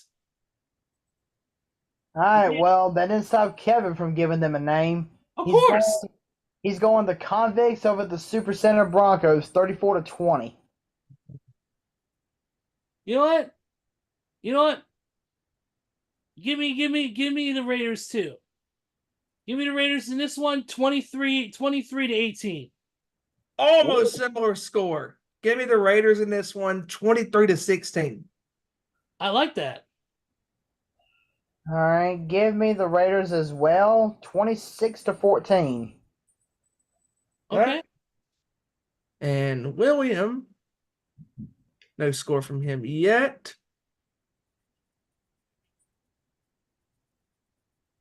You guys are picking the best way to come up with these names. I love it. We got a lot of Kevin's stuff he wrote down earlier today. A lot of the stuff I'm thinking of is literally off the top of the head. Yep. That's the thing is with me. Even when I'm doing these picks, I don't even know what the schedule is. I don't even look at the schedule for the week's games. I'm literally learning off the fly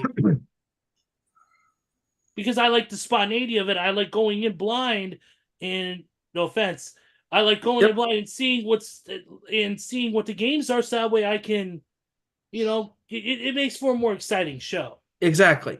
So nothing yet. Okay. Okay. Go ahead. You know what? Until he comes back, everybody gave the scores for that one, right? Yes. Yep. Okay, let's move on to the next one, and if he comes up with a score, we'll get back to him. All right, next one. Philadelphia Eagles are going to MetLife to take on the football Giants. Real quick, 23-17 Raiders. Okay. Good.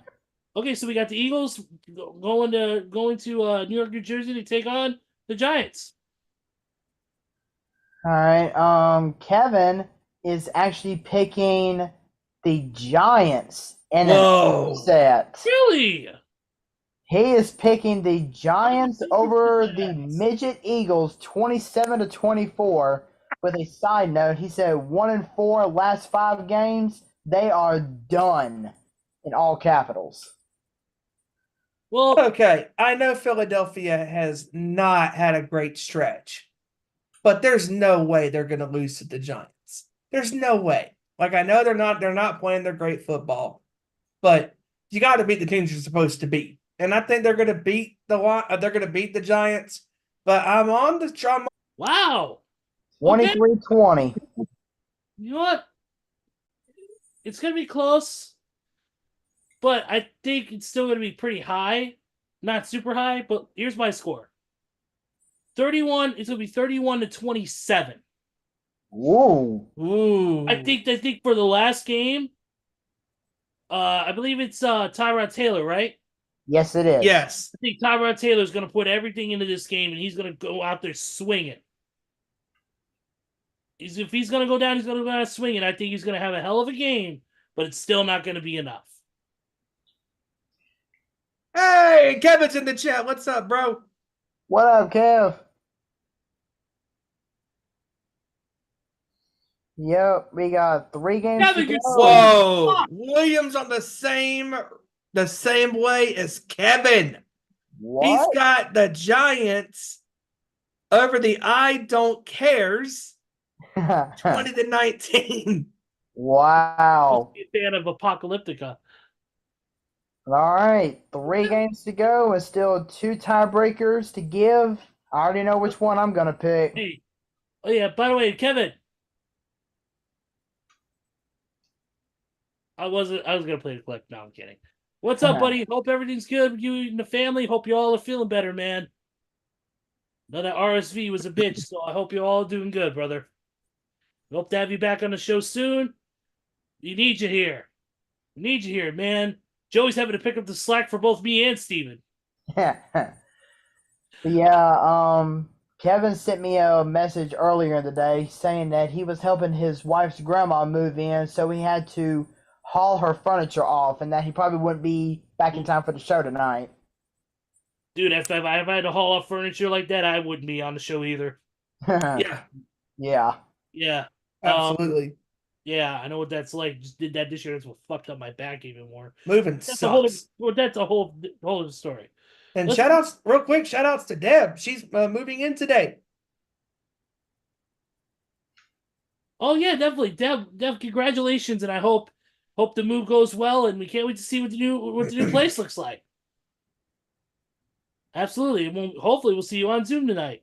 All right, here we go. Rams heading to Santa Clara to take on the 49ers. Give me the 49ers in this one. I'm calling it right now. 49ers in this one. 30 to 20.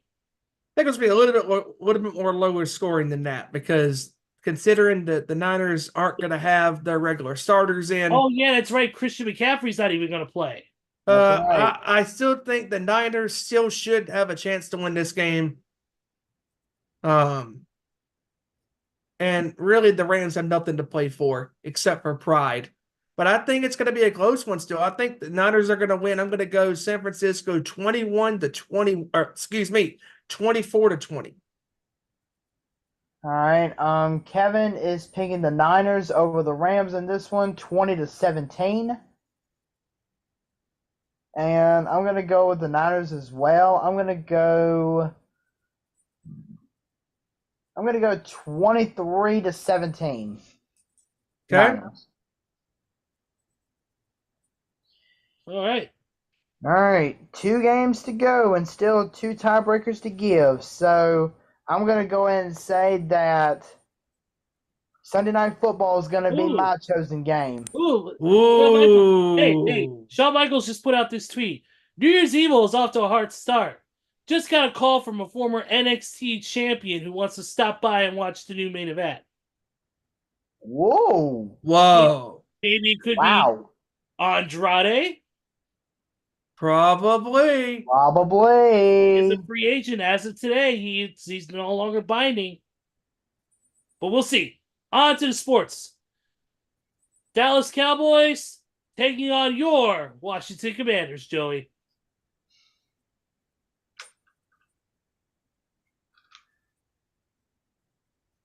I'm going to go with Dallas to beat up on the commies.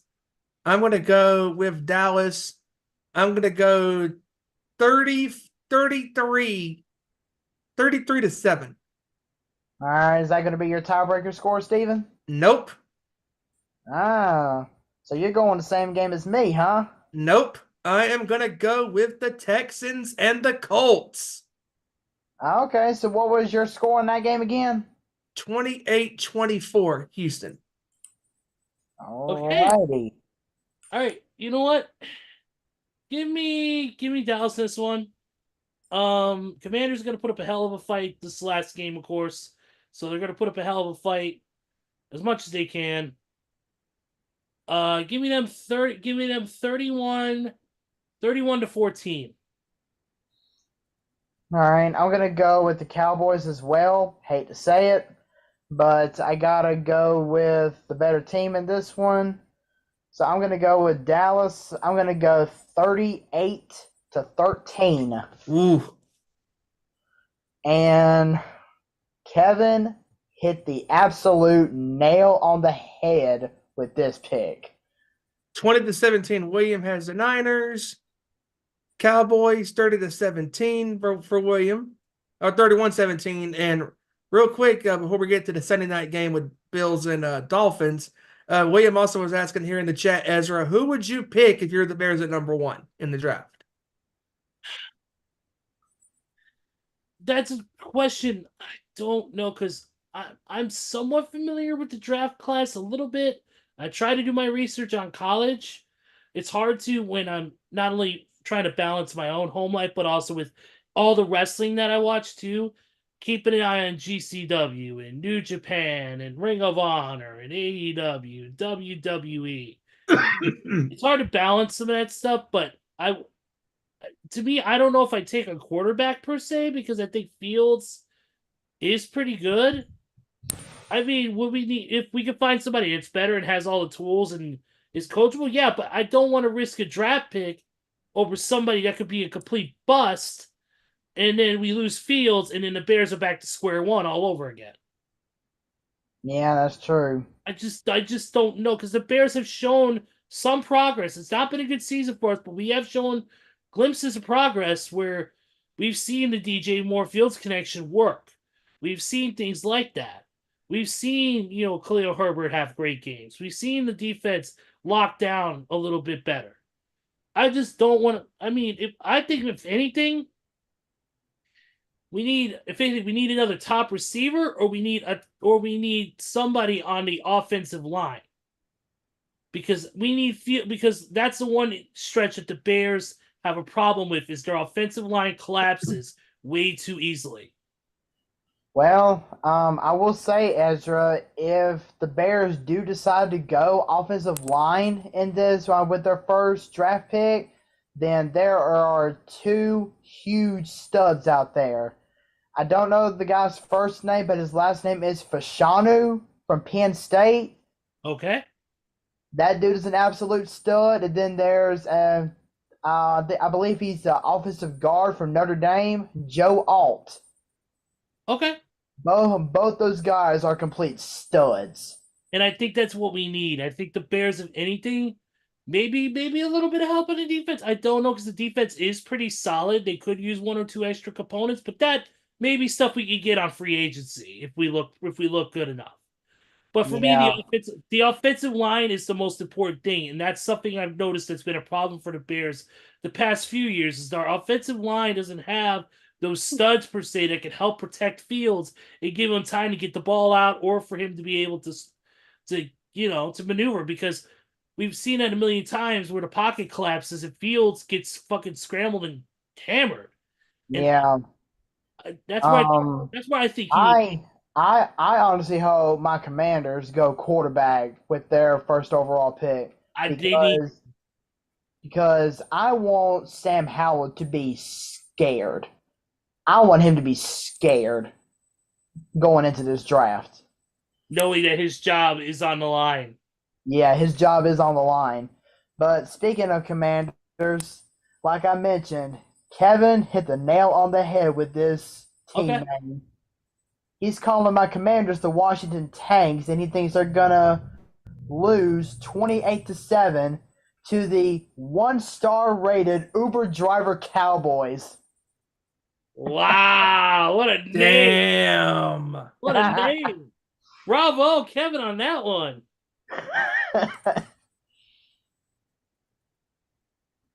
Oh, by the way, as of next season, the Jacksonville Jaguars will officially be known as Swerve's House. Wow.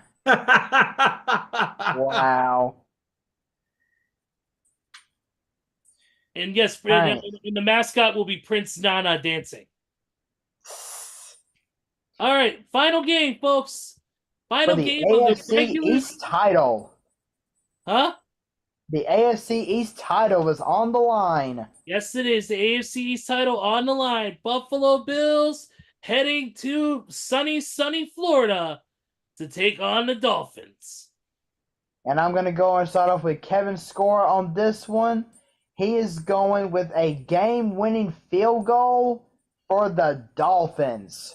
34-31. Nice. You know what? I'm going to follow suit.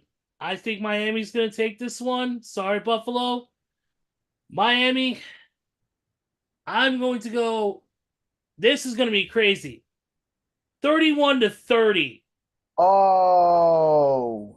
Nice. Game-winning field goal, baby. And let's see, does William give his score yet? All right, I'm going to go ahead and go with my score. And as I mentioned, this is going to be my tiebreaker score. I think the Bills are going to be ahead with a few seconds to go. And I think Tua is going to guide them down the field on a game-winning touchdown drive. Give me the Dolphins in this one, 27-26. And the real question is, and we'll know this going into the game, Buffalo's had a nice run. They've had an excellent run. But if Buffalo has to win this game. Yes, they do. Especially after that little downward skid they had when they suffered all those injuries. Actually, you know what? I'm going to change my score real quick before Steven Okay. gives his score. I'm going to go 30 to 26 Miami. Okay. All right. Did William give his? Not yet. Okay. But Steven, yeah, go ahead and give your score. He just did 28-24 Miami. And then your score, Steven? You know what? I think Buffalo's had a nice run, but I think Miami they got it. I think the Dolphins are going to win a close one. I'm going to go with Miami as well. I'm going to go Miami 31-24. Okay. And that's our final score for this year in regular season football. And like I said, next week, and like Steven has said, next week we will be crowning our second prediction battle champion. That's right.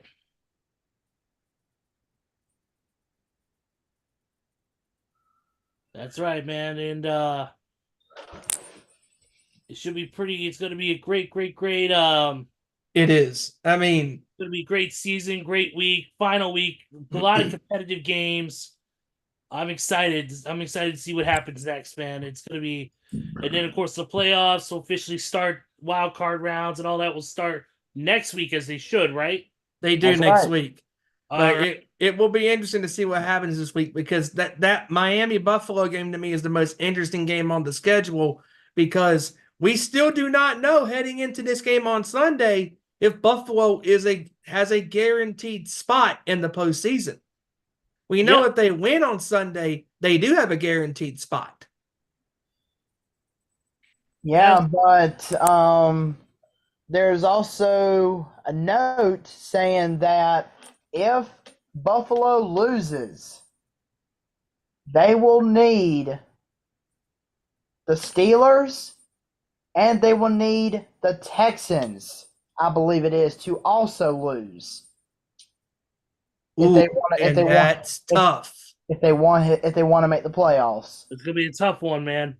I mean, these guys were Super Bowl contenders last year, and all of a sudden now it's all downhill from here. and now it all depends on, because if Buffalo wins, because where it will be interesting, if Houston wins, they have to win, because.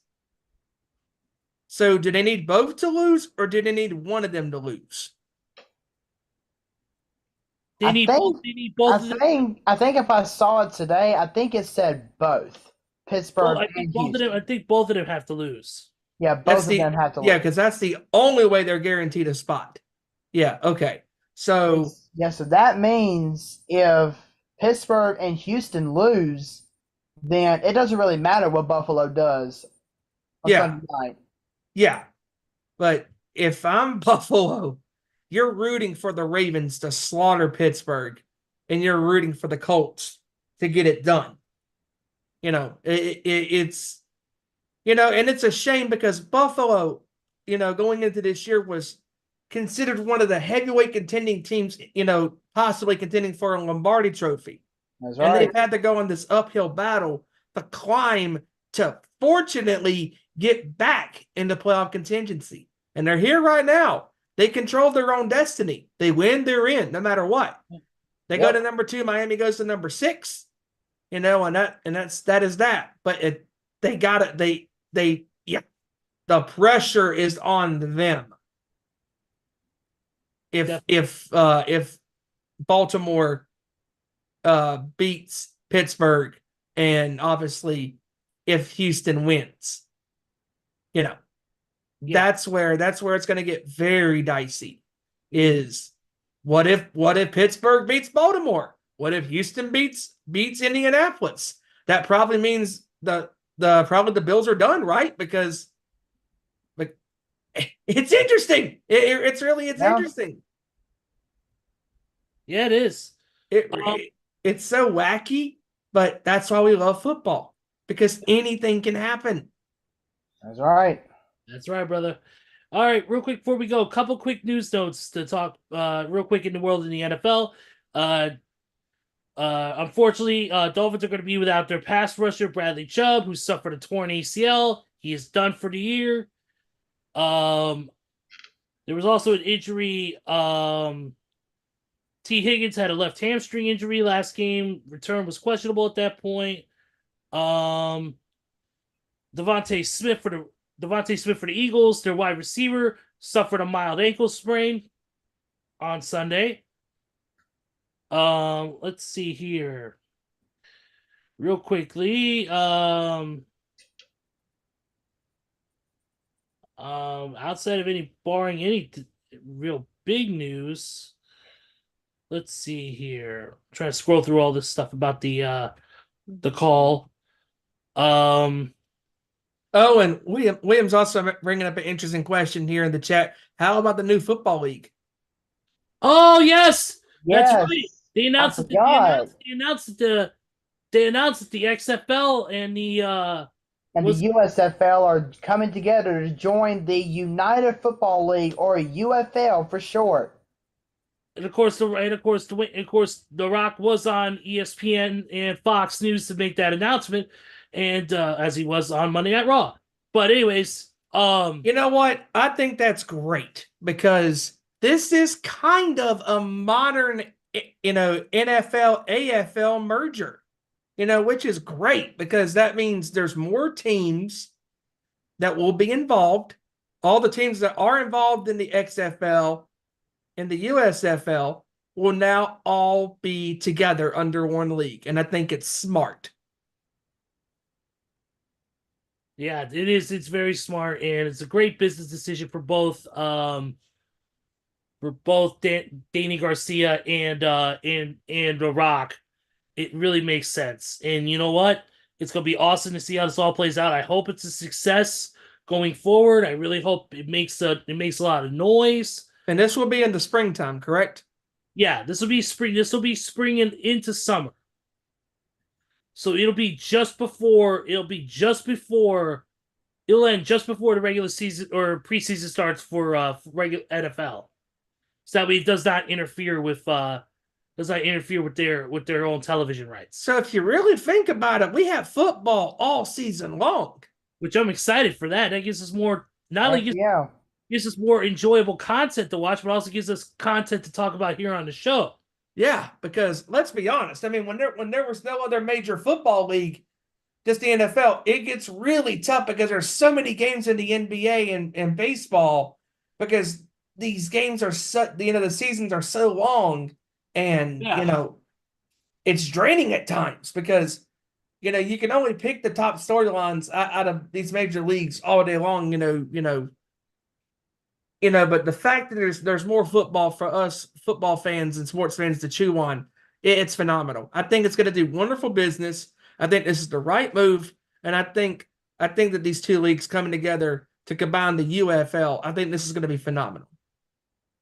Yeah, I think so too. Yeah, and also, I want to point out to you guys that on the first ever game of the newly formed UFL, it's going to feature an absolute shootout. It's going to feature the XFL champion last year, the Arlington Renegades, against the USFL champion from last year, the Birmingham Stallions. Ooh. Yep. Also, I haven't done MMA news in a while, and this is a huge no. And it's not confirmed by the UFC by any means. But Conor McGregor has said via himself on June 29th at International Fight Week in Las Vegas, he will return to the octagon to take on former Bellator champion Michael Chandler. Holy shit! Oh, dude. Yo. Chandler's preparing for it. He says, in camp, woke up feeling dangerous. Oh, that's going to be phenomenal. Going to be one hell of a massive fight. Yes, it is. The return of the victorious one taking on one of the best in the world right now. I'm excited. Wow. No, June 29th. I will be Let's go. Let Let's work go. know. Let work know. I will be requesting that day off in advance. Wow. But also real quick, as we get ready to wrap up tonight for the shows, I do want to acknowledge that in 2 weeks it'll be June. Their next show will be June 16th. Or January 16th. Sorry. On that show, we will do our normal show, but the show will be in a kind of a way in tribute to the late great Jay Briscoe. Because one day afterwards, Nice. on June 17th, was when Jay Briscoe unfortunately lost his life a year ago on that day. So we will dedicate our Nation Sports Show to the memory of the late great Jamin Pugh, aka Jay Briscoe. So Right move. I'm making that call right now on the show. Oh, wow. Love it. I'm also looking at some UFC news as well, and there is a big fight that's going to be happening on March 9th in Miami. The newest signing to UFC, Michael Venom Page, will be fighting Kevin Holland at UFC 299. I am happy they got Michael Venom Page because he is one of the baddest dudes out there, man. I love Venom. He is an absolute badass fighter. I watch him all the time in Bellator, and his nickname is Venom because when he strikes, it's game over. No doubt. But I think we're 11 minutes past the top of the hour, and I know we all got shit to do. NXT's still going on. I definitely want to turn it on before the main event to find out who this main event talent is that's going to show up. So, final thoughts, everybody. Joey, you first. Once again, another great show with you guys. Awesome talk about the football and just the sports in general. And what a banger of an episode to kick off 2024. And I think I can speak for all of us here, including Kevin, when we say we are ready for another action-packed year, baby. So, yes. So, yeah. I think you mean, yeah. Hope you guys enjoyed the show tonight. Looking forward to another action-packed year of talking about sports action. So, until then, peace out. Yeah. All the way. Steven, you know how to do it, brother. Great show with you guys. Yes, I do. Great show with you guys. And man, like Joey just said, what a great way to kick off 2024 with a banger of a show in the books, covering everything for the NBA, the NFL, college football, and obviously the news that broke that the UFL is merged as one with the XFL teams and the USFL teams. So yes, it is a win-win for all of us football fans that love the sport of football. And congratulations to Danny Garcia and Dwayne "The Rock" Johnson for merging these two, for coming together with the USFL owners and merging this together to come under one conglomerate, under one league. And this is going to be great because more football and more sports to chew on for all of us fans. And obviously, come springtime, when the NCAA men's basketball tournament starts, it's going to be wild and insane. And yes, it is hard to believe that this weekend is the final weekend in the NFL season, and we look forward to recapping next week and crowning our new Prediction Battles champion, and obviously previewing the start of the real season beginning, the NFL postseason, as Super Wildcard Weekend is next week. And great show with you guys as always, and can't wait to have Kevin back on next week. And you can follow us on Twitter at Owen_Sports Show, Facebook.com/Nation Sports Show, and where we are live on YouTube at YouTube.com/Our Nation Sports Show. And also, don't forget to watch the Nation's Corner this Saturday as they make their return to YouTube after a 2-week hiatus, celebrating the holidays with family and friends. And of course, Deb moving stuff to her new place today. And I know she's very excited about that. And the Nation's Corner will be live this Saturday as the guys and gal recap the week in professional wrestling, including last week's AEW World's End, as we make the turn to the Royal Rumble in a couple weeks in Florida. And lots of stuff to talk about, including The Rock making an appearance last night on Monday Night Raw and making the crazy statement of, should I sit at the head of the table? And that's got a lot of people just oohing and awing and just giving their thoughts on what should happen at WrestleMania 40 come WrestleMania season. But if you want to know what their thoughts are on the situation you got to watch the Nation's Corner this Saturday, 7 p.m. Eastern, 6 Central, 4 p.m. Pacific time. Again, youtube.com/The Nation's Corner. Everywhere else on the Instagram and Facebook, it's at The Nation's Corner. And don't forget to follow The Nation's Corner on Twitter at Nation's Corner. And with that being said, Ezra, wrap us up, my friend. No problem, Steven. Thank you guys so much. Thank you to you two. You guys are awesome. Thank you to Kevin for bringing in your scores, your insights, and your funny names. Just overall, great show. What a way to kick off the 2024 season of our Nation Sports Show. We're glad to be here. We hope this year is going to be the best year yet for us. We definitely enjoy you guys. Thank you so much for watching. If you're watching this live, thank you. If you're watching this on demand, we thank you. Don't forget to follow all of our social medias as well. Too Sweet Cosplay, Nation's Corner, all that stuff. Please hit us up there. And of course, I want to give a quick shout out to GCW at 2 great shows this weekend. The NGI 8, congratulations to Miedo Extremo for winning that. And of course, Aftermath, where Nick Gage and Jun Kasai competed in the Deathmatch Dream Match between the two legends and future Hall of Famers in hardcore wrestling. And it was great to watch that. And also, don't forget to follow our social media at Owen_Sports Show, like Steve has said. And keep in contact, like I said, in 2 weeks. 2 weeks' time, we'll be in our own way. We'll be doing our show as normal, but the show will be dedicated to the memory of the late great Jay Briscoe.